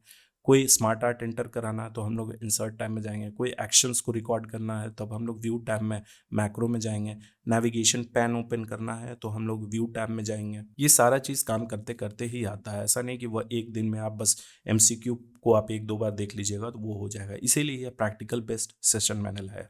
अब हम लोग चलिए MS एक्सेल पे चलते हैं, उसके हम लोग 15 मोस्ट इंपॉर्टेंट क्वेश्चन देखते हैं। और ये सीरीज डेली आएगा, ऐसा नहीं कि सिर्फ आज है, या डेली शाम को मैं अपलोड कर दूंगा या फिर सुबह में अपलोड कर दूंगा। और आप लोग अगर चाहते हैं कि मैं लाइव आके पढ़ाऊँ तो कमेंट करके बताइएगा। देखूंगा कि अगर मोस्टली सब्सक्राइबर का ये रिक्वेस्ट है कि लाइव आके पढ़ाऊँ, तब वह लाइव आके भी मैं पढ़ा दूंगा। तो चलिए अब हम लोग देखते हैं MS एक्सेल के कुछ इंपॉर्टेंट क्वेश्चंस। सबसे पहला question, what is the primary purpose of Microsoft Excel. ये पूछने का मतलब है कि माइक्रोसॉफ्ट एक्सेल का बेसिकली मुख्य उद्देश्य क्या है, यह बनाया क्यों गया है, इस सॉफ्टवेयर का काम क्या होता है। तो इसका राइट आंसर होगा option C, organising and analysing data in spreadsheet. अब चलिए हम लोग माइक्रोसॉफ्ट एक्सेल के बारे में कुछ थोड़ा सा बेसिक इंट्रोडक्शन देख लेते हैं। उसका इंटरफेस कैसा होता है, उसमें क्या क्या चीज़ होता है, स्प्रेडशीट किसे बोला जाता है, वर्कबुक किसे बोला जाता है, रो किसे बोला जाता है, कॉलम किसे बोला जाता है, ये सारा कुछ हम लोगों को जानने को मिलेगा। अगर आप लोग को सेशन में मज़ा आ रहा हो तो लाइक बटन दबा दें। तो जैसा कि आप देख पा रहे हैं, ये एमएस एक्सेल का इंटरफेस है। जब आप एक्सेल ओपन करते हैं तब कुछ इस प्रकार का आपको दिखता है। यहाँ देखिए टाइटल बार, एमएस वर्ड में भी ऐसा ही था। उसमें बाय डिफ़ॉल्ट जो नेम होता है वो डॉक्यूमेंट 1 होता है, यहाँ बुक 1 है एक्सेल का। और यह क्विक एक्सेस टूल बार है, यह आपका टैब्स है, पूरा रिबन ग्रुप हो गया। बस इसमें टैब्स और मेन्यूज़ थोड़े अलग होते हैं एमएस वर्ड के कंपैरिजन में।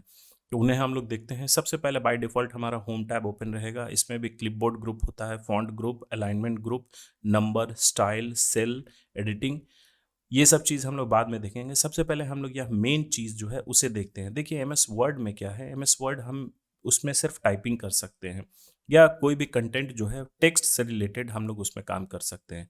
एमएस एक्सेल में क्या है, नंबर्स पे हम लोग काम कर सकते हैं। इसमें बेसिकली यह एक स्प्रेडशीट है। ठीक उसी तरीके से जैसे स्कूल के दिनों में हम लोग क्या करते थे, हमारे पास 3 कॉपी होता था। एक कॉपी जिसमें हम लोग आंसर राइटिंग करते थे, क्वेश्चन आंसर लिखते थे। दूसरा कॉपी होता था कुछ इस प्रकार का जिसमें हम लोग मैथ्स के होमवर्क और क्लास वर्क करते थे, उसमें सिर्फ मैथ्स। एक सेल में हम लोग एक नंबर लिखते थे, फिर हम लोग ऑपरेटर का साइन देते थे, जैसे प्लस करना है 2 + 2 = और फिर इसमें हम लोग आंसर लिखते थे। कुछ इस प्रकार का होता था, एक सेल में एक ही डेटा एंटर करते थे। तो यह भी कुछ उसी प्रकार का है इलेक्ट्रॉनिक फॉर्म में। जब हमें कोई टेबल्स पे काम करना है, लंबा चौड़ा डेटा पे काम करना है, जैसे कोई स्टूडेंट का अटेंडेंस सीट बनाना है किसी कॉलेज का, किसी स्कूल का, तब फिर एक्सेल सीट काम आता है। अब इसमें देखिए वर्कबुक क्या होता है और स्प्रेडशीट क्या होता है या वर्कशीट। ठीक उसी तरीके से इसका एग्जाम्पल कॉपी के थ्रू ही हम लोग लेते हैं। एक कॉपी सपोज करिए कि आपके पास है कुछ इस प्रकार का पेज वाला। अगर एक कॉपी है उसे हम लोग बोलेंगे वर्कबुक, और उसमें जितने नंबर ऑफ पेजेस हैं वह हो गया आपका स्प्रेडशीट या फिर वर्कशीट। तो जैसा कि आप देख सकते हैं बुक 1, ये हमने एक कॉपी ओपन किया, इसमें अभी सिर्फ एक ही पेज मौजूद है शीट 1 नाम से। बाय डिफ़ॉल्ट इसमें एक ही शीट मौजूद होता है। इसमें आप मन चाहें जितना भी चाहें आप उतना शीट ऐड कर सकते हैं। उसके बगल में ये प्लस बटन है, उस पर जैसे ही आप क्लिक करिएगा देखिए शीट 2 हो गया। इसका आप नाम दे सकते हैं। सपोज करिए आप एक स्कूल का, आप किसी क्लास का इंफॉर्मेशन बना रहे हैं तो आप इसे नेम कर सकते हैं, रीनेम करिएगा राइट क्लिक करके। इसे हम लोग लिखते हैं, फिर दूसरे शीट को हम लोग नेम दे देते हैं यहाँ रीनेम करके क्लास 2। इसी तरीके से एक वर्कबुक में पूरा आप दे सकते हैं, पूरा 10th क्लास तक का या फिर 12th क्लास तक का जितना आपको देना है। और उस बुक का हम लोग नाम दे देंगे, यह स्कूल का अटेंडेंस शीट है। फिर कोई एक और बुक बनाएंगे जिसमें क्या होगा, उसी स्कूल का हम लोग मार्क्स का बनाएंगे, फिर किसी कॉलेज का। इस तरीके से ही डिज़ाइन किया जा सकता है। तो बाय डिफ़ॉल्ट इसमें एक स्प्रेडशीट मौजूद रहता है। अब चलिए इसमें रो और कॉलम देखते हैं। तो यहाँ ऊपर जो हमें दिख रहा है ए बी सी डी, ये बेसिकली कॉलम को डिनोट करता है, और ये इस साइड में आपको दिख रहा है 1 2 3 4, ये रो को डिनोट करता है। हमेशा आप याद रखिएगा कॉलम जो होता है वो परपेंडिकुलर रहता है, मतलब वो सीधा खड़ा होता है, और रो आपका हॉरिजॉन्टल होता है। इस प्रकार से जहाँ एक कॉलम और एक रो मिलता है उसे एक सेल बोलते हैं। देखिए ये एक सेल हो गया या एक सेल हो गया। अब जिस भी सेल पे है उसके लिए इंफॉर्मेशन हमें प्रोवाइड होगा कि हम किस सेल पे हैं, सेल का एड्रेस क्या है। तो यहाँ ऊपर में आप देखिए एक होगा नेम बॉक्स और दूसरा होता है फॉर्मूला बार। तो जिस भी सेल पे अगर हम लोग क्लिक कर रखे हैं, हमारा कर्सर है एक्टिव है वो सेल, उसका यहाँ नेम बॉक्स में एड्रेस दिखा देगा। जैसे अभी हम लोग एच कॉलम के 4th रो पे हैं, तो एच रो के हम लोग 4th कॉलम पे हैं, यहाँ दिखा दिया हम लोग 4th कॉलम पे हैं, एच रो पे यहाँ पे थे हम लोग, हमारा कर्सर था। अगर हम लोग कर्सर कहीं और ले जाएंगे तो देखिए यहाँ नेम बॉक्स में उसका एड्रेस चेंज हो जाएगा। E5 यानी कि ई कॉलम के 5th रो पे है, वहाँ अभी हमारा कर्सर है। फॉर्मूला बार सपोज करिए इसमें हम लोग कुछ भी लिखते हैं तो यह फॉर्मूला बार में शो होगा। अब अगर हमें इसमें कुछ एडिट करना है, इन्हीं सब चीज़ पे क्वेश्चंस रहेगा। बाकी टैब्स पे देखते हैं तो होम टैब में वही सारा चीज़ मौजूद है। इसमें एक चीज़ आप लोग ध्यान रखिएगा, अलाइनमेंट जो होता है इसमें मात्र 3 तरीके का अलाइनमेंट होता है, लेफ्ट अलाइनमेंट, सेंटर अलाइनमेंट और राइट अलाइनमेंट। और उसके अलावा एक होता है आपका अलाइनमेंट का दूसरा कैटेगरी हो गया बॉटम अलाइन, सेंटर अलाइन और टॉप अलाइन। जैसे सपोज करिए इसे हम लोग समझते हैं, ये एमएस वर्ड में नहीं था। सपोज करिए किसी सेल का साइज हम लोग इंक्रीज करते हैं, इसका हम लोग इंक्रीज कर दे रहे हैं एक सेल का, इसमें हम लोग कोई डेटा लिख रहे हैं। अभी इस पे जैसे ही हम लोग क्लिक करेंगे देखिए अभी हमें कुछ नहीं दिखाएगा, ऊपर कोई चीज़ एक्टिव नहीं है। इसे जैसे ही हम लोग सेलेक्ट करेंगे देखिए ये सारा चीज़ एक्टिव हो गया। अब हमें अलाइनमेंट करना, तो अभी हमारा कहाँ अलाइंड है, कहीं नहीं, अभी हम लोग इसे सेंटर में कर लेते हैं और ये दिखा रहा है कि टॉप में अलाइंड है। हम चाहते हैं कि सेल के बीचों बीच में रहे, इसे क्लिक करेंगे तो देखिए ये सेल के बीचों बीच में अलाइन हो गया। और फिर उसके बाद यह नीचे में करेंगे तो ये नीचे में हो गया। अगर हम राइट साइड करना चाहते हैं तो राइट साइड में हो जाएगा, फिर सेंटर में हो जाएगा। कुछ इस प्रकार से होता है। तो ये अलाइनमेंट हमने समझ लिया। रैप टेक्स्ट और मर्ज एंड सेंटर क्या होता है? सपोज करिए दो सेल को आपको मिलाना है, कोई एक डेटा आपको लिखना है जो इतने सेल में आएगा, सेल का साइज इतना रहे, उसमें आपको मर्ज करना, लेकिन ऊपर के चीज़ों को आप मर्ज नहीं करना चाहते। तब आप क्या करिए, पूरे सेल को सेलेक्ट कर लीजिए जिनको भी आपको मर्ज करना है और मर्ज एंड सेंटर पे क्लिक करिएगा। तो ये सारा सेल एक में मर्ज हो जाएगा और जो भी कंटेंट रहेंगे इसके सेंटर में मौजूद रहेंगे। रैप टेक्स्ट क्या है? सपोज करिए सेल का साइज छोटा है, इसमें हम लोग बहुत लंबा चौड़ा डेटा लिख रहे हैं, तो वो क्या होगा, सेल का साइज हमने इंक्रीज नहीं किया, लेकिन ऊपर देखिए फॉर्मूला बार में पूरा टेक्स्ट इतना बड़ा है। हम चाहते हैं कि बिना सेल का साइज इंक्रीज हुए हुए इसी सेल में सारा डेटा आ जाए। तो हम लोग क्या करेंगे, इसे सेलेक्ट करके रैप टेक्स्ट पे क्लिक करेंगे, सारा डेटा इसके अंतर्गत आ जाएगा। तो यहाँ अलाइनमेंट में हमने समझ लिया रैप टेक्स्ट और मर्ज एंड सेंटर का। उसके बाद नंबर्स में आइए। देखिए जैसे नंबर्स में यहाँ दिया गया है, यहाँ बहुत सारे ऑप्शंस हैं। जैसे सपोज करिए हम लोग कोई भी नंबर लिखते हैं डेसिमल फॉर्म में, तो 12.2525 ये अगर हम लोग लिख रहे हैं, बाहर हम लोग क्लिक करेंगे तो देखिए यहाँ क्या दिखाएगा कि यहाँ हमने 4 डेसिमल के बाद 4 प्लेसेस किया। अगर हम लोग यहाँ सेटिंग से चेंज कर देते हैं कि नहीं इंक्रीज डेसिमल या फिर डिक्रीज डेसिमल, तो डिक्रीज डेसिमल पे जैसे हम लोग क्लिक करेंगे तो एक एक डिजिट कम होते जाएगा। हम चाहते हैं कि सिर्फ 2 ही डिजिट डेसिमल के बाद शो हो हर एक सेल में। अगर पूरे सेल को हमें करना है तो हम लोग ऊपर से कर देंगे और फिर उसके बाद उसमें हम लोग अगर इसका इंक्रीज करना है तो हम लोग इंक्रीज कर सकते हैं, डिक्रीज करना है तो डिक्रीज कर सकते हैं। इस तरीके से यहाँ सेटिंग है। उसके बाद स्टाइल ग्रुप है। स्टाइल ग्रुप में कंडीशनल फॉर्मेटिंग है, फॉर्मेट टेबल है, सेल स्टाइल है। सेल का स्टाइल हमें चेंज करना है। देखिए यहाँ से भी हम लोग ऊपर टैब से भी जाके कर सकते हैं और राइट क्लिक करने के बाद भी हमें बहुत सारा ऑप्शन मिलता है, जैसे फिल्टर है, सॉर्ट है, इंसर्ट कमेंट है, फॉर्मेट सेल है। फॉर्मेट सेल पे जैसे क्लिक करेंगे तो उसमें हमें बहुत सारा ऑप्शन दिखेगा। फॉर्मेट सेल में नंबर पे हम लोग कर सकते हैं, जैसे करेंसी हो गया, करेंसी में हमें क्या देना है, रुपीज़ का सिंबल देना है, यहाँ पूछेगा रुपीज़ का, बहुत सारे हैं, डॉलर हैं, बहुत यहाँ करेंसीज हैं। फिर अलाइनमेंट हम यहाँ से भी सेट कर सकते हैं। फॉन्ट उसमें हम लोग यहाँ दे सकते हैं, बॉर्डर दे सकते हैं, सेल में अभी हमें बॉर्डर चाहिए या नहीं चाहिए। जैसे यहाँ हमें अभी सेल दिख रहा है, लेकिन जब हम लोग प्रिंट करेंगे तो ये सब ग्रिड लाइंस क्या होता है, इस पेज में जो हमें लाइन दिख रहा है वर्टिकल और हॉरिजेंटल, उसे ही ग्रिड लाइन बोला जाता है।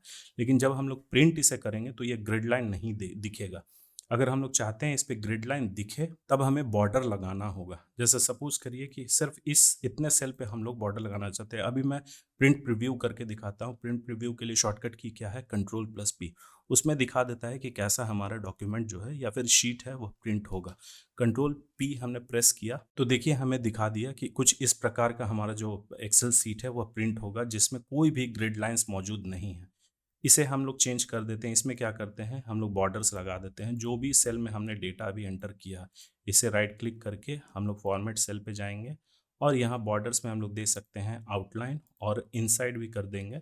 तो देखिए क्या होगा, किस तरीके से इसमें आ जाएगा। अब जब हम लोग Ctrl+P करेंगे तो देखिए प्रिंट प्रीव्यू में हमारा जो है प्रीव्यू कैसा होगा। देखिए इन सेल्स में बॉर्डर हमने लगाया था तो बॉर्डर लग गया।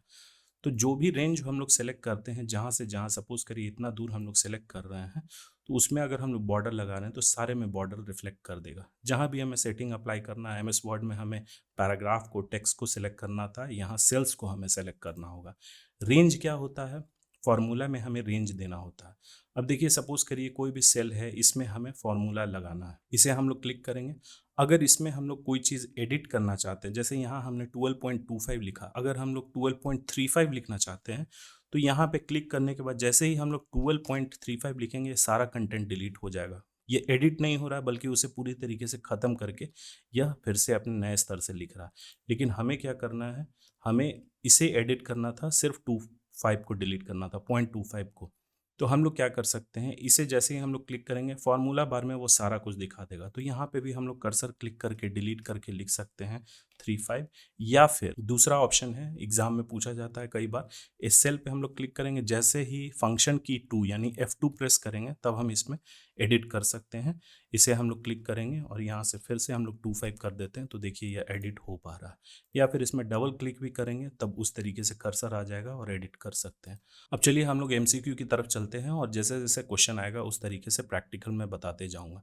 जो भी टैब्स वगैरह हैं, जैसे पेज लेआउट टैब, इसमें क्या है, मार्जिन्स दिखाएगा, ओरिएंटेशन दिखाएगा। एक चीज़ आप लोग ध्यान रखिएगा, क्वेश्चन MS एक्सेल में हमेशा ये आता है कि MS एक्सेल में पेज बॉर्डर लग सकता है या नहीं। तो MS एक्सेल में पेज बॉर्डर कभी भी नहीं लग सकता। यहाँ हमेशा सेल में बॉर्डर लगता है, पेज तो होता ही नहीं है इसमें। आप बॉर्डर कहाँ से कहाँ आप दोगे, जब भी दोगे आप सेल में बॉर्डर दोगे, पेज में नहीं। पेज बॉर्डर हमेशा MS वर्ड में लगता है, ये चीज़ आप ध्यान रखिएगा। चलिए अब हम लोग MCQ पे चलते हैं। तो जैसा कि हमने देखा, सबसे पहला क्वेश्चन था what is the primary purpose of MS Excel. तो इसका राइट आंसर था option C, organising and analysing data in spreadsheet. तो आप समझ गए हैं स्प्रेडशीट क्या होता है, वर्कबुक क्या होता है। अब चलिए दूसरा क्वेश्चन देखते हैं। What is the name of the vertical section of the worksheet identified by letters A B C। ये सवाल पूछ रहा है कि वर्टिकल सेक्शन किसी भी वर्कशीट में क्या क्या होता है जिसे डिनोट किया जाता है, उसमें यह डिनोटेड रहता है ABC से। तो मैंने बताया था ऊपर में ABC होता है, जैसे ये देखिए कुछ सेल्स हैं या ग्रिड लाइंस हैं, ऊपर में ABCD होता है और इस साइड 1 2 3 4 होता है। तो जो कॉलम होते हैं वो हमेशा अल्फ़ाबेट से डिनोटेड होते हैं, इसीलिए इसका राइट आंसर होगा ऑप्शन बी, कॉलम। कॉलम को हमेशा अल्फ़ाबेट से डिनोट किया जाता है और रो को हमेशा नंबर से। चलिए अब तीसरा क्वेश्चन देखते हैं। What is the unique identifier for a cell where column C and row 5 intersect. देखिए प्रैक्टिकल बेस्ड क्वेश्चन है।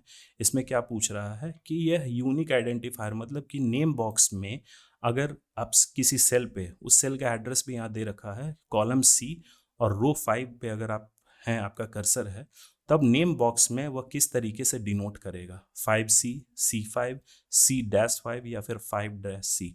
तो इसका राइट आंसर होगा ऑप्शन बी। हमेशा क्या होता है, पहले कॉलम डिनोट करता है, उसके बाद रो को डिनोट करता है, बीच में कोई स्पेशल सिंबल नहीं।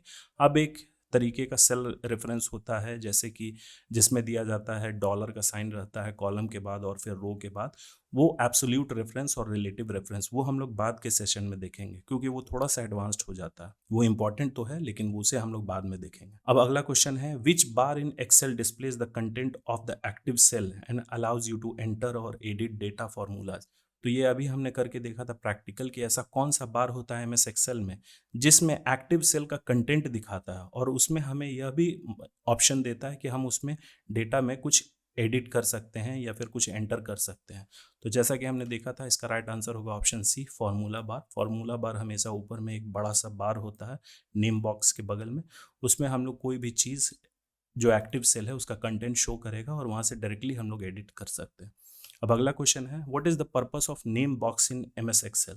तो MS एक्सेल में नेम बॉक्स का क्या काम होता है। तो जैसा कि हमने देखा था, इसका राइट आंसर होगा option B, to display the current cell address. जिस भी सेल एड्रेस पे हमारा कर्सर है वो एक्टिव है, उसका एड्रेस दिखा देगा। जैसे कि C5 पे है तो यहाँ पे दिखा देगा C और फिर उसके बाद कॉलम एड्रेस 5। अब अगला क्वेश्चन देखते हैं, what is a collection of worksheet called in Excel या MS एक्सेल। तो ये सवाल पूछ रहा है कि बहुत सारे वर्कशीट का या फिर स्प्रेडशीट के कलेक्शन को हम लोग क्या बोलते हैं। तो जैसा कि मैंने बताया था, वर्कशीट या फिर स्प्रेडशीट क्या होता है, एक पेज समझिए, किसी कॉपी का पेज। तो अगर बहुत सारा पेज मिला हुआ है और एक जगह कंबाइंड है सिमिलर डेटा का, तो उसे हम लोग क्या बोलते हैं, या तो कॉपी बोलते हैं ऐसे आम भाषा में, लेकिन अगर MS एक्सेल में बोला जा रहा है तो उसे वर्कबुक बोलते हैं। इसका राइट आंसर होगा ऑप्शन बी, वर्कबुक। चलिए अगला क्वेश्चन है, how do you move from one cell to the next column to the right. तो यह प्रैक्टिकल बेस्ड है, जब आप इसे करेंगे तब आपको समझ में आ जाएगा।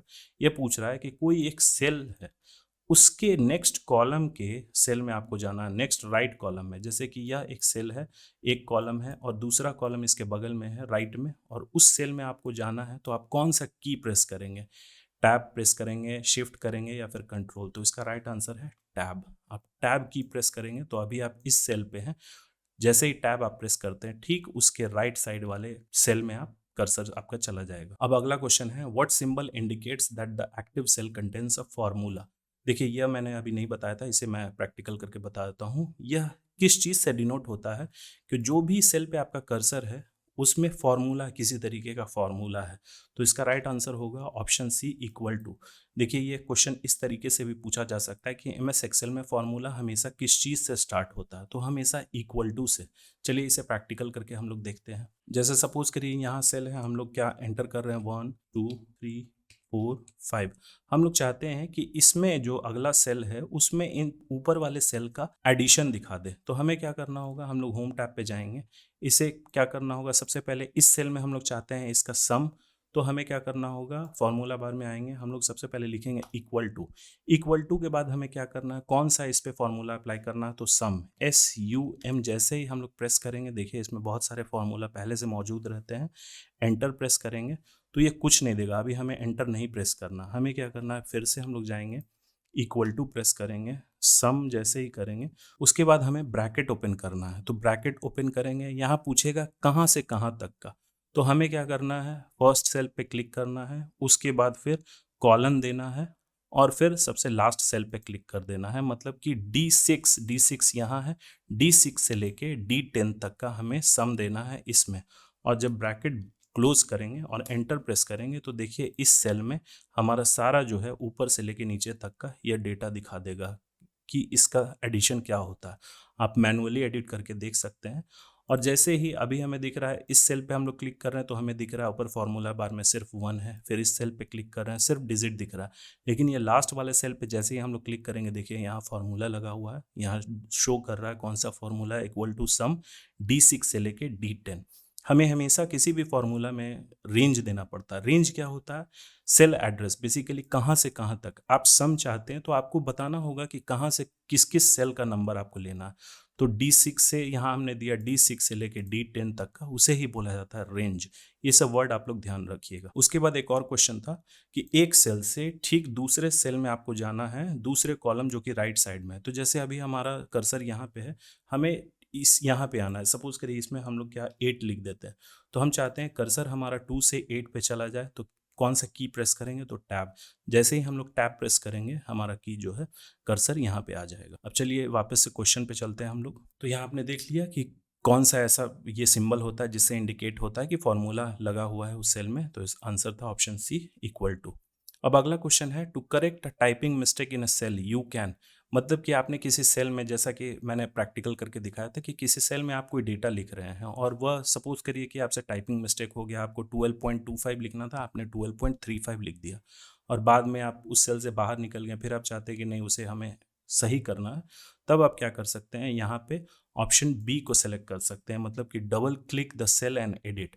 F2 भी जब आप प्रेस करेंगे तो यही चीज़ हो जाएगा, उस सेल पे क्लिक करके F2 प्रेस करना होगा, तब एडिट का ऑप्शन खुल जाएगा। या फिर उस सेल पे डबल क्लिक करेंगे तब भी आप एडिट कर सकते हैं, या फिर उस सेल पे एक बार क्लिक करके ऊपर फॉर्मूला बार से भी आप एडिट कर सकते हैं।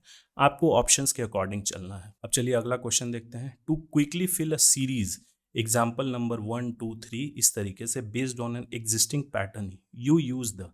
देखिए इस क्वेश्चन को ध्यान से समझिए, काफी प्रैक्टिकल क्वेश्चन है। सपोज करिए सेल में आप कोई डेटा एंटर कर रहे हैं 1 2 3 4, आपको 15 तक एंटर करना है। तब आपके पास दो ऑप्शन, या तो मैनुअली आप 1 2 3 4 एंटर की प्रेस करते करते आप 15 तक आप मैनुअली टाइप करें, या फिर MS एक्सेल में एक फीचर होता है जिसके जरिए आप अगर 1 2 3 है वो सीक्वेंस समझ जाएगा, अगर आप चाहते हैं कि ठीक उसी सीक्वेंस में डेटा फिल हो तो एक फंक्शन होता है जिसके जरिए आप यह यूज़ कर सकते हैं, वह 15 तक या फिर उसके आगे जितना भी आप चाहें उसी पैटर्न में वह डेटा फिल हो जाएगा ऑटोमेटिकली। तो क्वेश्चन यही पूछ रहा है कौन सा ऐसा फंक्शन होता है, तो इसका आंसर होगा ऑप्शन ए फिल हैंडल। चलिए इसे प्रैक्टिकल करके देखेंगे बाद में, पहले इससे रिलेटेड एक और क्वेश्चन है। अगला क्वेश्चन है, what appears when you drag the fill handle small square at the corner of a selected cell. जब आप फिल हैंडल को यूज करते हैं तब बेसिकली कर्सर पे क्या दिखता है आपको, तो इसका राइट आंसर होगा option C a solid black cross.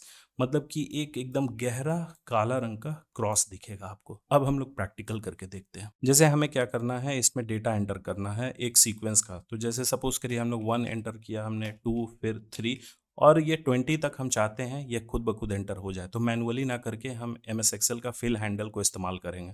तो जब हमारा कर्सर यहाँ पे होगा सबसे लास्ट सेल पे, तो इसके कॉर्नर पे, लोअर कॉर्नर पे जाएंगे राइट साइड में, तो देखिए कर्सर जो है यह ब्लैक सॉलिड क्रॉस के रूप में यह चेंज हो जाएगा। हमें क्या करना है, राइट क्लिक करना है इस पे और फिर जब हम नीचे यह ले जाएंगे तो ये हमसे ऑप्शन पूछेगा क्या कॉपी सेल करना है, फिल सीरीज करना है या फिर फिल फॉर्मेटिंग ओनली। तो हम लोग क्या करेंगे, फिल सीरीज पे जैसे क्लिक करेंगे, देखिए इसके आगे का सीरीज एंटर हो गया। अभी हमने 12 तक किया था, अब हम चाहते हैं इसके आगे भी जाएं। इसके आगे भी अगर हमें करना है तो इसे राइट क्लिक करके हम जहां तक ड्रैग करेंगे वह हो जाएगा। और लास्ट में जब हम लोग यहाँ अपना कर्सर को रिलीज करेंगे तो यह पूछेगा कि क्या करना है, कॉपी सेल करना है। कॉपी सेल करेंगे तो पूरे सेल में 12 ही एंटर होगा। और फिल सीरीज करेंगे तो देखिए जहां तक हमारा कर्सर गया है वहां तक वह सीरीज में डेटा एंटर हो जाएगा। बहुत सारे में ये रहता है कि कर्सर पे कुछ लाइट सॉलिड बन जाएगा, उसके कारण क्या होगा कि सीरीज फिल हो जाएगा। तो देखिए ये अपडेटेड 2024 वर्जन है, इसमें कुछ इस तरीके का डिफरेंसेस दिया। इससे घबराने वाली ऐसी कोई चीज़ नहीं है। अब चलिए हम लोग नेक्स्ट एमसीक्यू पे चलते हैं। तो जैसा कि यहाँ हमने देखा सॉलिड ब्रैक क्रॉस इसका आंसर है। अब अगला क्वेश्चन है what does merge and centre command do. तो मर्ज एंड सेंटर कमांड क्या करता है, ऑप्शन का आप लोग ध्यान से पढ़िएगा तभी आंसर करिएगा। सबसे पहला ऑप्शन है combine multiple cells and centers text within a new larger cell, option A है। फिर ऑप्शन बी है centres text in a single cell. Option C है merges content from different cells into one, और split a single cell into multiple cells. तो ये देखिए ये देखने ही से गलत लग रहा है, ये ऑप्शन नहीं होगा।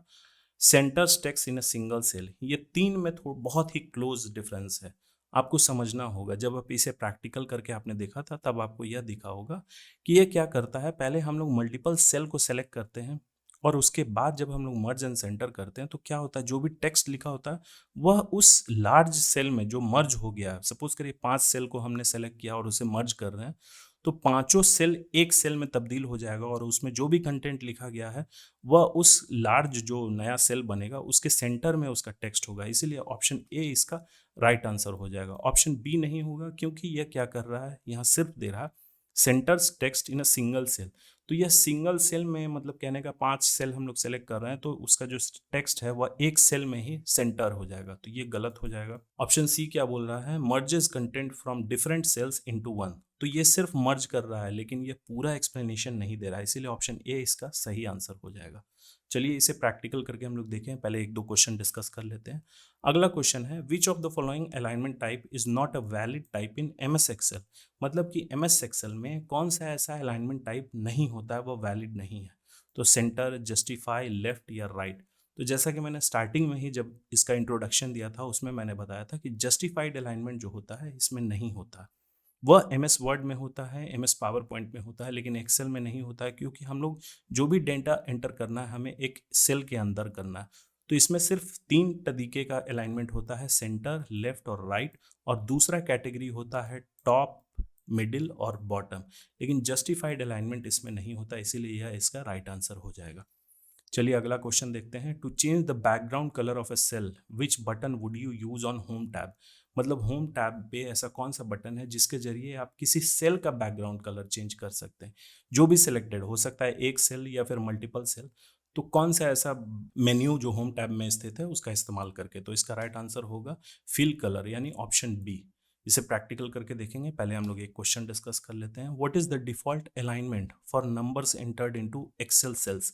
मतलब कि डिफ़ॉल्ट मतलब किसी भी एमएस एक्सेल फाइल को जब हम लोग ओपन करते हैं उसमें किसी तरीके का कोई फॉर्मेटिंग नहीं है, उसके सेल में जब हम लोग नंबर एंटर करते हैं तो उसका डिफ़ॉल्ट अलाइनमेंट क्या होता है। बाद में हम लोग उसे चेंज कर सकते हैं लेकिन डिफ़ॉल्ट अलाइनमेंट क्या होता है, ये काफ़ी प्रैक्टिकल क्वेश्चन है, इसीलिए इसका राइट आंसर होगा सी, राइट अलाइनमेंट होता है। चलिए अब हम लोग प्रैक्टिकल देखते हैं। तो क्वेश्चन क्या था, मर्ज एंड सेंटर कमांड क्या करता है। तो सपोज करिए यहाँ एक सेल है, इस पे हमने कोई भी डेटा एंटर कर रखा है 1 to 1 2, और बाकी सेल्स पे हम लोग अभी हमने डेटा नहीं एंटर किया है। हमें क्या करना है कि हमें सपोज करिए 5 सेल को मर्ज करना। एक सेल है, यहाँ से लेके हम लोग इतने तक सेलेक्ट करते हैं। सबसे पहले हमें वो सेल को सेलेक्ट करना होगा कितने दूर तक हमें मर्ज करना है। इसे जैसे ही हम लोग सेलेक्ट करेंगे, ऊपर जैसे ही मर्ज एंड सेंटर पे क्लिक करेंगे, देखिए क्या होगा, ये पांचों सेल एक सेल में कन्वर्ट हो गया और जो डेटा था पहले इस साइड था वह सेंटर में अलाइन हो गया। तो यही ऑप्शन बता रहा था, इसीलिए ये इसका राइट आंसर था। अब अगला क्वेश्चन था अलाइनमेंट से कि एमएस एक्सेल में कौन सा एक वैलिड अलाइनमेंट टाइप नहीं है। तो जैसा कि आप देख सकते हैं यह अभी एक सेल है, इसमें हम लोग चलिए अलाइनमेंट करके देखते हैं। देखिए यहाँ कितने प्रकार का अलाइनमेंट है, लेफ्ट अलाइनमेंट, सेंटर अलाइनमेंट और राइट अलाइनमेंट, लेकिन जस्टिफाइड अलाइनमेंट इसमें नहीं है। इसीलिए वो इसका राइट आंसर था। अब अगला क्वेश्चन क्या था हम लोग देखते हैं। अगला क्वेश्चन था कि किसी भी सेल का बैकग्राउंड कलर चेंज करना है तो हम लोग होम टैब पे कौन सा ऑप्शन का इस्तेमाल करेंगे, तो फिल कलर का हम लोग इस्तेमाल करेंगे। तो देखिए होम टैब में अभी हम लोग हैं, हमारा होम टैब एक्टिव है। फॉन्ट ग्रुप में जाएंगे, यहाँ क्या है, फिल कलर। एमएस वर्ड में यहाँ टेक्स्ट हाईलाइट था, लेकिन यहाँ पे फिल कलर है। इसके बगल में ड्रॉप डाउन एरो है, जैसे उस पर क्लिक करेंगे जो भी हम कलर अप्लाई करना चाहते हैं, इसमें फिल करना चाहते हैं, देखिए इस सेल में वह कलर फिल हो जाएगा। यही इसका राइट आंसर था। अब अगला क्वेश्चन क्या था हम लोग देखते हैं। हाँ, अगला क्वेश्चन था डिफ़ॉल्ट नंबर के लिए कौन सा अलाइनमेंट होता है। अगर हम लोग कोई सेल में, जैसे इस पे फॉर्मेटिंग किया हुआ है, इस पे सपोज करिए इस सेल पे कोई फॉर्मेटिंग नहीं है, तो उसमें जब हम लोग नंबर एंटर करेंगे तो उसका डिफ़ॉल्ट अलाइनमेंट क्या होगा, हम लोग एंटर करके देख लेते हैं। सपोज करिए हमने यहाँ 25 लिखा, अभी लिखा तो रहा है ये लेफ्ट साइड, जैसे ही हम लोग एंटर प्रेस करेंगे देखिए यह राइट साइड की तरफ अलाइन हो जाएगा। ऊपर हमें शो भी कर देगा कि यह राइट अलाइंड है। उसके बाद फिर दूसरे सेल में हम लोग क्लिक करते हैं। सपोज करिए इसका अलाइनमेंट हम लोग चेंज कर देते हैं, यहाँ सेंटर में दे देते हैं। तो अब इस जो भी सेल पे हम लोग डेटा एंटर करेंगे उसमें सेंटर में ही अलाइनमेंट रहेगा। लेकिन जिस पे कोई फॉर्मेटिंग नहीं है, डिफ़ॉल्ट रूप से अगर हम लोग नंबर एंटर करते हैं तो उसका अलाइनमेंट राइट होता है। इस पे कोई फॉर्मेटिंग नहीं है, इस पे हम लोग एक अल्फ़ाबेट को एंटर करके देखते हैं, वो भी हमें पता चल जाएगा। जैसे हमने लिखा ए, एंटर कर रहे हैं तो ए यानी कि किसी कैरेक्टर का अलाइनमेंट जो है अल्फ़ाबेट का वह लेफ्ट होता है और नंबर का वह राइट होता है। ये चीज़ आप लोग ध्यान रखिएगा। तो जैसा कि आप देख सकते हैं क्वेश्चन में यही था, default alignment for numbers entered in Excel cell is right, option C. तो चलिए यहाँ हमने डिस्कस किया 15 मोस्ट इंपॉर्टेंट एमएस एक्सेल के क्वेश्चन। इससे पहले हमने एमएस वर्ड के 15 मोस्ट इंपॉर्टेंट क्वेश्चन देखा था प्रैक्टिकल से। अब इसके आगे हम लोग एमएस पावर पॉइंट का भी देखेंगे प्रैक्टिकल क्वेश्चन, वो भी उसकी संख्या 15 ही होगी। तो आप लोग को सेशन में मजा आ रहा हो तो लाइक बटन दबाना ना भूलें और दोस्तों के साथ शेयर करना ना भूलें। चलिए अब हम लोग देखते हैं एमएस पावर पॉइंट के 15 मोस्ट इंपॉर्टेंट क्वेश्चन प्रैक्टिकल के साथ। तो देखिए यह जो सेशन मैं रिकॉर्ड कर रहा हूँ एमएस पावर पॉइंट पे है। इस पे यह पेन फीचर और जो भी स्लाइड वगैरह का ट्रांजिशन दिख रहा है वो सब कुछ पावर पॉइंट पे ही है। लेकिन इसे एक बार हम लोग प्रैक्टिकली देख लेते हैं। पहले इसका एक बार इंट्रोडक्शन ले लेते हैं इंटरफेस का, उसके बाद हम लोग क्वेश्चंस पे आते हैं। तो जैसा कि आप देख सकते हैं ये इसका इंटरफेस रहा पावर पॉइंट का, और यह टाइटल बार रहा जिसमें बाय डिफॉल्ट नेम होता है प्रेजेंटेशन 1। इसे आप लोग जब सेव करिएगा तो अपने नाम के अकॉर्डिंग सेव कर सकते हैं। ये रहा क्विक एक्सेस टूल बार, जैसा कि एमएस वर्ड और एक्सेल में था। और ये रहे कुछ टैब्स। इसमें टैब्स में डिफरेंट अलग अलग ऑप्शंस होते हैं, अलग अलग मेन्यू होते हैं, क्योंकि यह पावर पॉइंट जो है ये इसका पर्पस कुछ और है।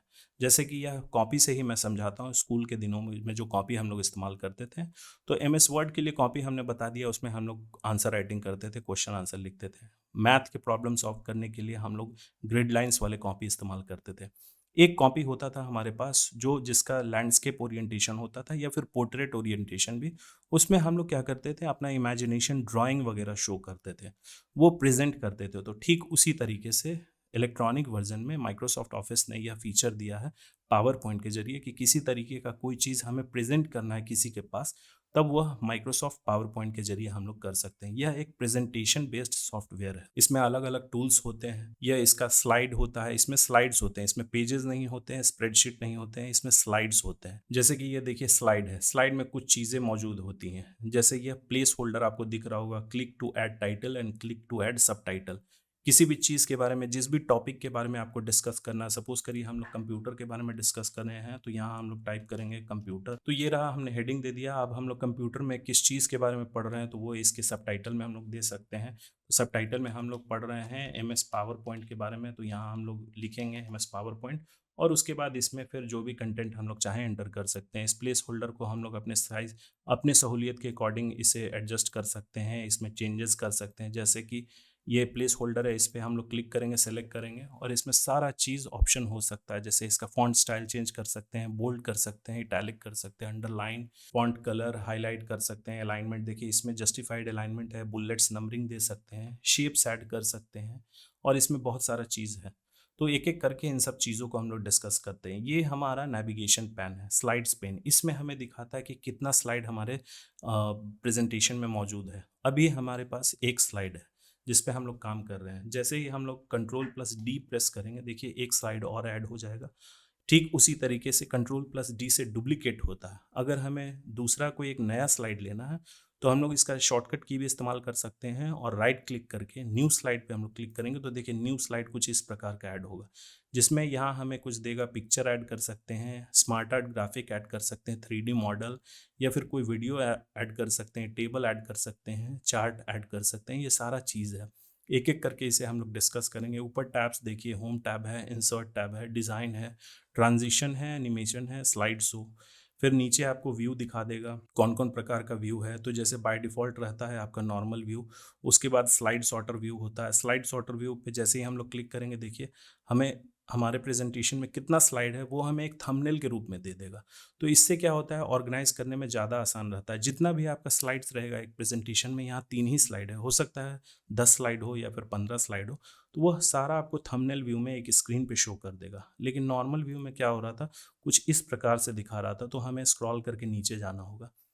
जब स्लाइड्स में अरेंजमेंट करना होता है तो सबसे बेस्ट स्लाइड सॉर्टर व्यू होता है। फिर ये है presentation view, slide show view, presentation view नहीं, स्लाइड शो व्यू। इस पे जैसे ही हम लोग क्लिक करेंगे, इसका शॉर्टकट की भी होता है फंक्शन की 5 यानी F5। तो स्लाइड शो पे जैसे हम लोग क्लिक करेंगे देखिए ये फुल स्क्रीन मोड में चला जाएगा। जो भी हम लोग इसमें इफेक्ट्स, ट्रांजिशन अप्लाई कर रखे हैं वो यहाँ शो होगा। तो इसे हम लोग अभी देखते हैं क्वेश्चंस में। तो चलिए पहला क्वेश्चन देखते हैं हम लोग। Which tab on the ribbon would you primarily use to change the overall look, जैसे colour, fonts of your entire presentation. जो भी प्रेजेंटेशन हमने बनाया है उसके लिए रिबन पे ऐसा कौन सा टैब का आप इस्तेमाल करिएगा जिसके जरिए पूरे प्रेजेंटेशन का पूरा लुक चेंज हो जाए। लुक कहने का मतलब कि उसका कलर चेंज हो जाए, उसका फॉन्ट चेंज हो जाए। ऐसा कौन सा टैब आप लोग क्लिक करिएगा। तो इसका राइट आंसर है option C, design tab. Practically एक दो क्वेश्चन कर लेते हैं तब हम लोग देखते हैं। अगला क्वेश्चन है, when you select an image into your presentation which contextual tab will typically appear on the ribbon. मतलब कि अपने प्रेजेंटेशन में जब आप कोई इमेज एक्सपोर्ट करते हैं, इंपोर्ट करते हैं, तो उसमें क्या होगा, कौन सा टैब उस इमेज के रिस्पेक्टिव में एक टैब ओपन हो जाएगा आपके पावर पॉइंट रिबन्स में। तो इसका राइट आंसर होगा option B, picture tools format.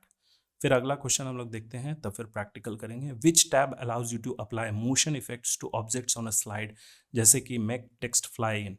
तो यहाँ जैसे देखिए, यह आप लोग प्रैक्टिकल ही यहाँ सामने देख रहे हैं कि यहाँ मैंने क्वेश्चन और ऑप्शन दिया है। इसका आंसर देने के लिए मैंने इस पर एक एनिमेशन लगाया है। वो आंसर क्या है, वो अपीयर होगा। यहाँ टेक्स्ट फ्लाई है तो हो सकता है वो फ्लाई मतलब उड़ता हुआ कुछ एनिमेशन दिखे, वह आप लोग लगा सकते हैं। यहाँ मैंने अपीयर लगाया है आंसर के लिए, तो इसका राइट आंसर होगा ऑप्शन बी, एनिमेशन टैब।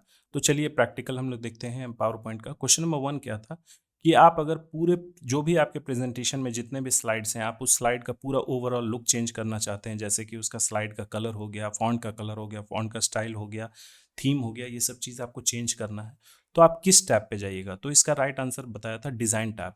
तो चलिए हम लोग डिज़ाइन टैब पे चलते हैं। डिज़ाइन टैब में देखिए यहाँ हमारे पास कुछ टेम्पलेट पहले से मौजूद है। इसे हम लोग कस्टमाइज मतलब अपने तरीके से भी कर सकते हैं। जैसे कि देखिए यहाँ इधर दिया गया है, इसे हम लोग सेलेक्ट कर रहे हैं तो देखिए हमारा जितना भी स्लाइड है उसका थीम्स और कलर जो है वह चेंज हो जाएगा। जैसे सपोज करिए हमने यह थीम को चूज़ किया, तो देखिए हमारा जितना भी 3 स्लाइड है सारे का थीम चेंज हो गया। हम लोग ये कर रहे हैं तो फॉन्ट स्टाइल भी चेंज हो रहा है, फॉन्ट कलर भी चेंज हो रहा है। यहाँ से हम लोग सेलेक्ट कर रहे हैं तो देखिए font colour, font style, background भी चेंज हो जा रहा है। तो ये सारा चीज़ डिज़ाइन टैब के अंतर्गत होता है। पूरा का पूरा स्लाइड का एक बार में ही चेंज हो जाता है। अब अगला क्वेश्चन था कि अपने स्लाइड में कोई आप इमेज को इम्पोर्ट करते हैं, इमेज लाते हैं, तो उस इमेज के अवज में एक नया टैब कौन सा ओपन हो जाता है। तो चलिए इसे प्रैक्टिकल करके हम लोग देखते हैं। जैसे सपोज करिए हम लोग सेकंड टैब में आते हैं, यहाँ पे हमें कोई इमेज लाना है तो हम लोग इंसर्ट टैब में जाएंगे। यहाँ देखिए पिक्चर है, पूछा जाएगा कहाँ से, तो इस डिवाइस से हम लोग कर रहे हैं। तो चलिए यहाँ पे हम लोग क्या करते हैं, एक इमेज को हम लोग यहाँ इंसर्ट करा ले रहे हैं। देखिए यह इमेज हमने इंसर्ट किया, ऊपर देखिए एक टैब एक्स्ट्रा ओपन हो गया, पिक्चर फॉर्मेट। जब ये इमेज पे क्लिक रहेगा तभी यह टैब हमें शो होगा। जैसे ही इस इमेज के बाहर हम लोग क्लिक कर रहे हैं तो देखिए वह टैब खुद ब खुद हट जा रहा है। लेकिन जैसे ही इस इमेज पे हम लोग क्लिक कर रहे हैं, ऊपर देखिए पिक्चर फॉर्मेट करके एक टैब ओपन हो जाएगा। उसके रिगार्डिंग या फिर इस पे हमें आना है और इस इमेज पे जो भी हमें सेटिंग अप्लाई करना है, करेक्शन करना है, जो भी इफेक्ट देना है वह यहाँ से हम लोग दे सकते हैं। अब अगला क्वेश्चन था कि ऐसा कौन सा ऑप्शन है जिसके जरिए आप किसी टेक्स्ट पे एक मोशन ऐड कर सकते हैं, जैसे कि टेक्स्ट फ्लाई करके। सपोज करिए ये अभी हमें दिख रहा है, तो हम लोग क्या करेंगे, जब हम लोग स्लाइड शो व्यू में आएंगे तो इसमें देखिए ये पूरा चीज़ हमें दिख रहा है, लेकिन हम लोग चाहते हैं कि जैसे हमारा आंसर जो है आप स्लाइड में देख रहे हैं वो अपीयर हो रहा है, उसी तरीके से यह MS पावर पॉइंट जो है वह भी अपीयर हो। तो उसे इसके लिए हम लोग क्या करना होगा, पहले इसे हमें सेलेक्ट करना होगा। तो इसे हमने सेलेक्ट किया, फिर हमें ऊपर एनिमेशन टैब में जाना है। एनिमेशन टैब में जाएंगे, यहाँ देखिए एनिमेशन के बहुत सारे प्रकार हैं, अपीयर है, फ्लाई इन है।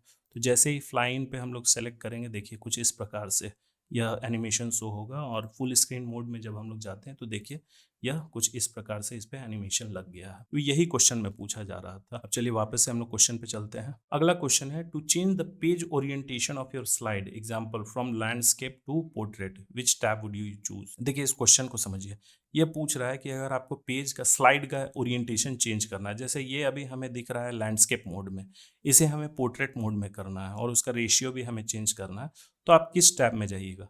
तो बाय डिफ़ॉल्ट जो MS पावर पॉइंट में होता है वह लैंडस्केप मोड होता है, लैंडस्केप जैसा आपको दिख रहा है। लेकिन MS वर्ड में क्या होता है, पोर्ट्रेट मोड में होता है। ये चीज़ आप लोग ध्यान रखिएगा। तो लैंडस्केप से पोर्ट्रेट मोड में आपको स्लाइड का लेआउट ओरिएंटेशन जो है चेंज करना है, तो आप किस टैब में जाइएगा। तो इसका आंसर है ऑप्शन बी, डिज़ाइन टैब। अगला क्वेश्चन पे हम लोग चलते हैं, what is the keyboard shortcut to duplicate the currently selected slide. तो ये हमने स्टार्टिंग में ही करके देखा था कि जो भी स्लाइड का हमें डुप्लीकेट बनाना है तो उसके लिए हम लोग कंट्रोल+D प्रेस करेंगे, इससे डुप्लीकेट हो जाएगा उस स्लाइड का। उसके बाद क्वेश्चन नंबर 6 है, to change the order of slides in your presentation what is the most common method in slides pane left pane. मतलब कि अगर आपको स्लाइड का ये ऑर्डर चेंज करना है, सपोज करिए 5 स्लाइड आपने बनाया है और आप चाहते हैं कि स्लाइड नंबर 4 जो है वह स्लाइड नंबर 2 की जगह पे हो जाए और स्लाइड नंबर 2 जो है वह 4 की जगह पे हो जाए। तो यह पूछ रहा है कि सबसे कॉमन तरीका क्या होता है, जो लेफ्ट साइड में स्लाइड्स पेन था उसमें हम लोग सबसे कॉमन तरीका क्या कर सकते हैं। तो इसका राइट आंसर है option B, drag and drop the slide thumbnail. देखिए अगर यह नॉर्मल मोड में होगा तब आप क्या करिएगा, स्लाइड 4 को पकड़ के ऊपर ले जाइएगा और स्लाइड 2 को पकड़ के नीचे ले जाइएगा, सबसे बेस्ट तरीका यही होता। लेकिन स्लाइड शॉर्टर व्यू में है तो उसे पकड़ के आप स्लाइड शॉर्टर व्यू में तो आपको कुछ इस प्रकार से हॉरिजॉन्टली दिखेगा, तो आप किसी को पकड़ के कहीं पे भी आप ले जाइए और उसको यहाँ पे ले आइए। ठीक उसी तरीके से कॉमन तरीका पूछ रहा है कोई रीऑर्डर करने का। देखिए यह जो रीऑर्डर दिया है ये किसी और काम के लिए होता है, यह स्लाइड में जो भी ऑब्जेक्ट्स हैं, जो भी लेयर्स हमने बनाए हैं उसे रीऑर्डर करने के लिए होता है। चलिए अब अगले क्वेश्चन पे हम लोग चलते हैं, what is a slide master use for. ये काफी इंपॉर्टेंट है, एग्जाम में इससे क्वेश्चन रहेंगे ही रहेंगे। स्लाइड मास्टर का काम क्या होता है पावर पॉइंट में। तो देखिए यहाँ आप लोग देख रहे हैं इस पावर पॉइंट में जो मेरा चैनल का लोगो है यह थंबनेल लगा हुआ है, मतलब वाटरमार्क के तहत लगा हुआ है। तो MS पावर पॉइंट में वाटरमार्क नहीं होता, इसमें वाटरमार्क लगाने का तरीका कुछ और होता है, वो स्लाइड मास्टर के थ्रू ही होता है। तो इसीलिए इसका राइट आंसर होगा to define the overall design, layout and formatting for all slides in a presentation. जैसे सपोज करिए, देखिए इसमें बहुत सारे जो स्लाइड्स होते हैं प्रेजेंटेशन के थीम पहले से ही बने होते हैं, लेकिन आप चाहते हैं कि आप अपने तरीके से ही एक आप स्लाइड प्रेजेंटेशन का थीम आप अपने तरीके से बनाओ कि उसमें फॉन्ट ये रहेगा, उसका फॉन्ट का साइज़ ये रहेगा, मतलब उसमें जो हेडिंग वाला सेक्शन है उसमें ये फॉन्ट होगा और जो सब टाइटल वाला जो सेक्शन है उसमें ये फॉन्ट होगा, ये कलर होगा, बैकग्राउंड कलर उसमें कुछ डिफरेंट होगा, आपके चैनल का लोगो होगा कुछ। ये सब चीज़ अगर ये आपको करना है आप अपने कस्टमाइज तरीके से, तो आप क्या कर सकते हैं, स्लाइड मास्टर के थ्रू ही वह सारे चीज़ों में आप चेंजेस कर सकते हैं। देखिए डिज़ाइन टैब में आप थीम डिसाइड करिएगा, लेकिन स्लाइड मास्टर में अगर वो बना हुआ है, आप चाहते हैं एक साथ पूरे स्लाइड में चेंजेस हो जाए, तब आप स्लाइड मास्टर के थ्रू ही आप कर सकते हैं। चलिए अब अगले क्वेश्चन पे चलते हैं हम लोग, what is difference between a slide master and slide layout. देखिए ये भी काफ़ी इंपॉर्टेंट क्वेश्चन है, यह डिफरेंस पूछ रहा है स्लाइड मास्टर में और स्लाइड लेआउट में क्या अंतर होता है। लेआउट देखिए बेसिकली किसी चीज़ के लिए, चाहे वो पेज लेआउट रहे या फिर स्प्रेडशीट लेआउट रहे या फिर स्लाइड लेआउट, लेआउट शब्द का ही मतलब होता है कि उस चीज़ का क्या लंबाई चौड़ाई है, मतलब कि वह डायमेंशंस होता है। स्लाइड मास्टर ये आपको ऑप्शन देता है कि आप पूरे स्लाइड का डिज़ाइन चेंज करें, स्लाइड लेआउट भी उसी के अंतर्गत आ जाएगा। तो इसीलिए ऑप्शन बी जो है इसका राइट आंसर हो जाएगा। Slide master controls overall design, लेकिन स्लाइड लेआउट क्या है, defines the arrangement of place holders on specific type of slide. Slide layout से क्या होता है, जो प्लेस होल्डर है उसमें आप लोग क्या कर सकते हैं, यहाँ पे साइज भी होता है और लेआउट में भी कि प्लेस होल्डर कहाँ पे रहेगा। जैसे कि सपोज करिए हेडिंग वाला है, आप चाहते हैं हेडिंग को नीचे देना और इसको ऊपर देना, तो वह स्लाइड लेआउट के जरिए आप सेट कर सकते हैं। अगला क्वेश्चन है, if you hide a slide what happens during a slide show. Suppose करिए 10 स्लाइड आपने बनाया एक प्रेजेंटेशन में, आपने स्लाइड नंबर 5 को आप क्या किया, हाइड किया। जब आप प्रेजेंटेशन मोड में हैं तब क्या होगा, क्वेश्चन बेसिकली यही है। तो इसका आंसर होगा ऑप्शन बी। जो भी स्लाइड को आपने हाइड किया है वह स्लाइड आपको प्रेजेंटेशन में नहीं दिखेगा। जैसे कि सपोज करिए ये क्वेश्चन नंबर 9 का स्लाइड है, ये 9th स्लाइड पे है, इसे मैंने हाइड कर दिया। तब यह प्रेजेंटेशन मोड में मैं जाऊंगा तो क्वेश्चन नंबर 8 से डायरेक्ट क्वेश्चन नंबर 9 ना जाके क्वेश्चन नंबर 10th के स्लाइड पे चला जाएगा। यही सवाल पूछ रहा है। अगला क्वेश्चन है, to delete a slide what is the quickest method. कोई भी स्लाइड को आपको डिलीट करना है तो सबसे तेज तरीका क्या है, सबसे क्विक तरीका क्या है। तो इसका राइट आंसर है option B, select the slide and press the delete key. मतलब कि जो स्लाइड्स पेन लेफ्ट साइड में होता है, इस साइड में जो भी स्लाइड्स आपको दिख रहे हैं, सपोज करिए स्लाइड नंबर 4 आपको डिलीट करना है, इस पे आपका कर्सर क्लिक करिए, ये सेलेक्ट हो गया और डिलीट की प्रेस कर दीजिए, वो डिलीट हो जाएगा। या फिर राइट क्लिक जब आप करिएगा उस स्लाइड पे तो उसमें आपको बोलेगा कि स्लाइड आप डिलीट करना चाहते हैं तो डिलीट कर सकते हैं, यह भी तरीका है। लेकिन यहाँ पूछ रहा है कि सबसे क्विकेस्ट मेथड, तो इसके लिए ऑप्शन बी इसका राइट आंसर हो जाएगा। अगला क्वेश्चन है, to add a text box that you can move freely anywhere on the slide which tab would you use. देखिए एक स्लाइड में आपको अगर टेक्स्ट बॉक्स को एंटर करना है, दो प्लेस होल्डर है, एक हेडिंग के लिए एक सबटाइटल की, उसमें आप लोग एंटर कर रहे हैं। सपोज करिए कि उसमें एक और टेक्स्ट बॉक्स आपको एंटर करना है, इंसर्ट कराना है, तो अब आप किस टैब पे जाइएगा, सवाल वही पूछा जा रहा है। तो इसका राइट आंसर है ऑप्शन बी, इंसर्ट टैब। ये प्रैक्टिकल करके हम लोग देखेंगे, पहले 3-4 क्वेश्चन डिस्कस कर लेते हैं, इसमें बहुत ज्यादा ऐसा टेक्निकल है नहीं। What is a place holder in a slide layout. तो स्लाइड लेआउट में प्लेस होल्डर क्या होता है, जैसा कि मैंने बताया था, एक container on a slide layout that holds content like text, picture और चार्ट। मतलब ये एक कंटेनर होता है, जैसे स्टार्टिंग में जब तक आप उसमें डेटा नहीं एंटर करते हैं वो उस कुछ आपको डॉट डॉट टाइप का, इस टाइप का दिखेगा। जैसे ही आप उसमें डेटा आप फिल कर दोगे वह सॉलिड लाइन में, या फिर वो लाइन गायब हो जाता है, सॉलिड लाइन में नहीं कन्वर्ट होता, वह लाइन गायब हो जाता। लेकिन जैसे ही इस प्लेस होल्डर से आप कंटेंट डिलीट करते हो फिर आपको प्लेस होल्डर कुछ डॉटेड लाइन में दिखेगा। प्लेस होल्डर जब डिलीट कर दोगे तो ये चीज नहीं दिखेगा। अगला क्वेश्चन देखते हैं, किसी भी इमेज को क्रॉप करने के लिए कौन सा टैब का आप इस्तेमाल करेंगे। तो अभी हमने एक इमेज इंसर्ट करके देखा था और उसमें देखा था कि जब इमेज हम लोग इंसर्ट करते हैं स्लाइड में तो उस इमेज के रिस्पेक्ट में कौन सा एक नया टैब ओपन हो जाता है। तो फॉर्मेट टैब, फॉर्मेट पिक्चर करके, उसमें हम लोग पिक्चर टूल्स में जाएंगे, फॉर्मेट में जाएंगे, तब फिर आपका वह जो है उसमें आप क्रॉप कर सकते हैं, उसका ट्रांसपेरेंसी सेट कर सकते हैं, कलर सेट कर सकते हैं, ये सारा ऑप्शंस उसमें अवेलेबल होता है। अगला क्वेश्चन है question number 14, if you change the theme of your presentation what else typically updates automatically. मतलब कि आप अपने प्रेजेंटेशन का थीम चेंज कर रहे हैं, तो जब थीम चेंज करते हैं तो उसके बाद और क्या चेंज हो जाता है ऑटोमेटिकली। तो इसका राइट आंसर होगा option B, font style change हो जाता है, कलर चेंज हो जाता है पूरे स्लाइड पे। देखिए थीम आप लोग मोबाइल में भी चेंज करते होंगे, तो बेसिकली क्या होता है, बैकग्राउंड कलर चेंज होता है, आइकॉन का शेप जो होता है, जो भी ऐप के शेप होते हैं वह चेंज हो जाते हैं, फॉन्ट का स्टाइल भी चेंज हो जाता है, लिखावट भी चेंज हो जाता है, उसका अपीयरेंस चेंज हो जाता है। ठीक उसी तरीके से पावर पॉइंट प्रेजेंटेशन में यही चीज़ होता है कि जब आप थीम चेंज करते हैं, जैसे थीम देखिए अभी मेरा क्या है, बैकग्राउंड कलर वाइट है, यहाँ पे ये लगा हुआ है मेरे चैनल का वाटरमार्क, फिर ये सब चीज़ का अलाइनमेंट इस तरफ है, हेडिंग इस तरफ है। जब मैं थीम चेंज कर दूंगा तो देखिए हो सकता है ये बैकग्राउंड कलर चेंज हो जाए, हेडिंग जो है उसका पोजीशनिंग चेंज हो जाए, यानी प्लेस होल्डर का, उसके साथ क्या होगा, कलर भी चेंज हो जाएगा। और फॉन्ट स्टाइल जो है, यहाँ मैंने कैलिब्री दे रखा है, हो सकता है ये फॉन्ट स्टाइल चेंज हो जाए उस थीम के अकॉर्डिंग जो उसमें सेट किया गया है। तो सवाल यही था। अब चलिए सीरीज का लास्ट क्वेश्चन देखते हैं, what is a transition in power point. Transition power point में क्या होता है, इसे प्रैक्टिकल करके हम लोग देखते हैं। सबसे पहले दो टर्म होता है, एक ट्रांजिशन होता है, एक एनिमेशन होता है। तो एनिमेशन अभी हमने करके देखा था, वो स्लाइड में जो भी कंटेंट होता है उस पर अप्लाई होता है एनिमेशन। जैसे कि अभी हमने फ्लाई करके देखा था, फ्लाई इन, या फिर जो हमारा आंसर है अपीयर करके। तो ये सब चीज़ होता है एनिमेशन में। ट्रांजिशन क्या होता है, जैसे अभी हम लोग स्लाइड 15 पे है, स्लाइड 14 पे जैसे ही हम लोग जाएंगे, देखिए स्लाइड 14 से 15 पे जाने में कोई डिफरेंस आपको नहीं दिखा, लेकिन इसी में अगर मैं कोई इफेक्ट लगा देता हूँ एक स्लाइड से दूसरे स्लाइड में चेंज करने का, उसे ही बोला जाता है ट्रांजिशन। इसे जब हम लोग प्रैक्टिकल करके देखें तब हमें समझ में आएगा। सबसे पहले इसका आंसर हम लोग देख लेते हैं, एक ऐसा मोशन इफेक्ट जो अप्लाई किया जाता है जब हम लोग एक स्लाइड से दूसरे स्लाइड चेंज करते हैं ड्यूरिंग अ स्लाइड शो। चलिए इसे प्रैक्टिकल करके देखते हैं, 3-4 क्वेश्चन हो गए, उसे एक साथ हम लोग प्रैक्टिकल करके देखते हैं। पूछा गया था कि अगर आपको अपने स्लाइड में एक टेक्स्ट बॉक्स को एंटर कराना है तो आप कहाँ से एंटर करा सकते हैं। तो देखिए हम लोग इंसर्ट टैब में जाएंगे, यहाँ पे है टेक्स्ट बॉक्स, इस पे जैसे क्लिक करेंगे तो कर्सर थोड़ा चेंज हो जाएगा और इसे हम लोग अपने मन मुताबिक ड्रॉ कर सकते हैं। इसका साइज बाद में हम लोग कंटेंट के अकॉर्डिंग रिसाइज कर सकते हैं। इसमें जो भी आपको कंटेंट लिखना है आप लिख सकते हैं यहाँ पे। उसके बाद क्या था अगला क्वेश्चन, हाँ इस टेक्स्ट बॉक्स को हम कहीं भी मूव कर सकते हैं, इसे पकड़ के हम लोग कहीं भी इधर उधर इसे ड्रैग एंड ड्रॉप कर सकते हैं।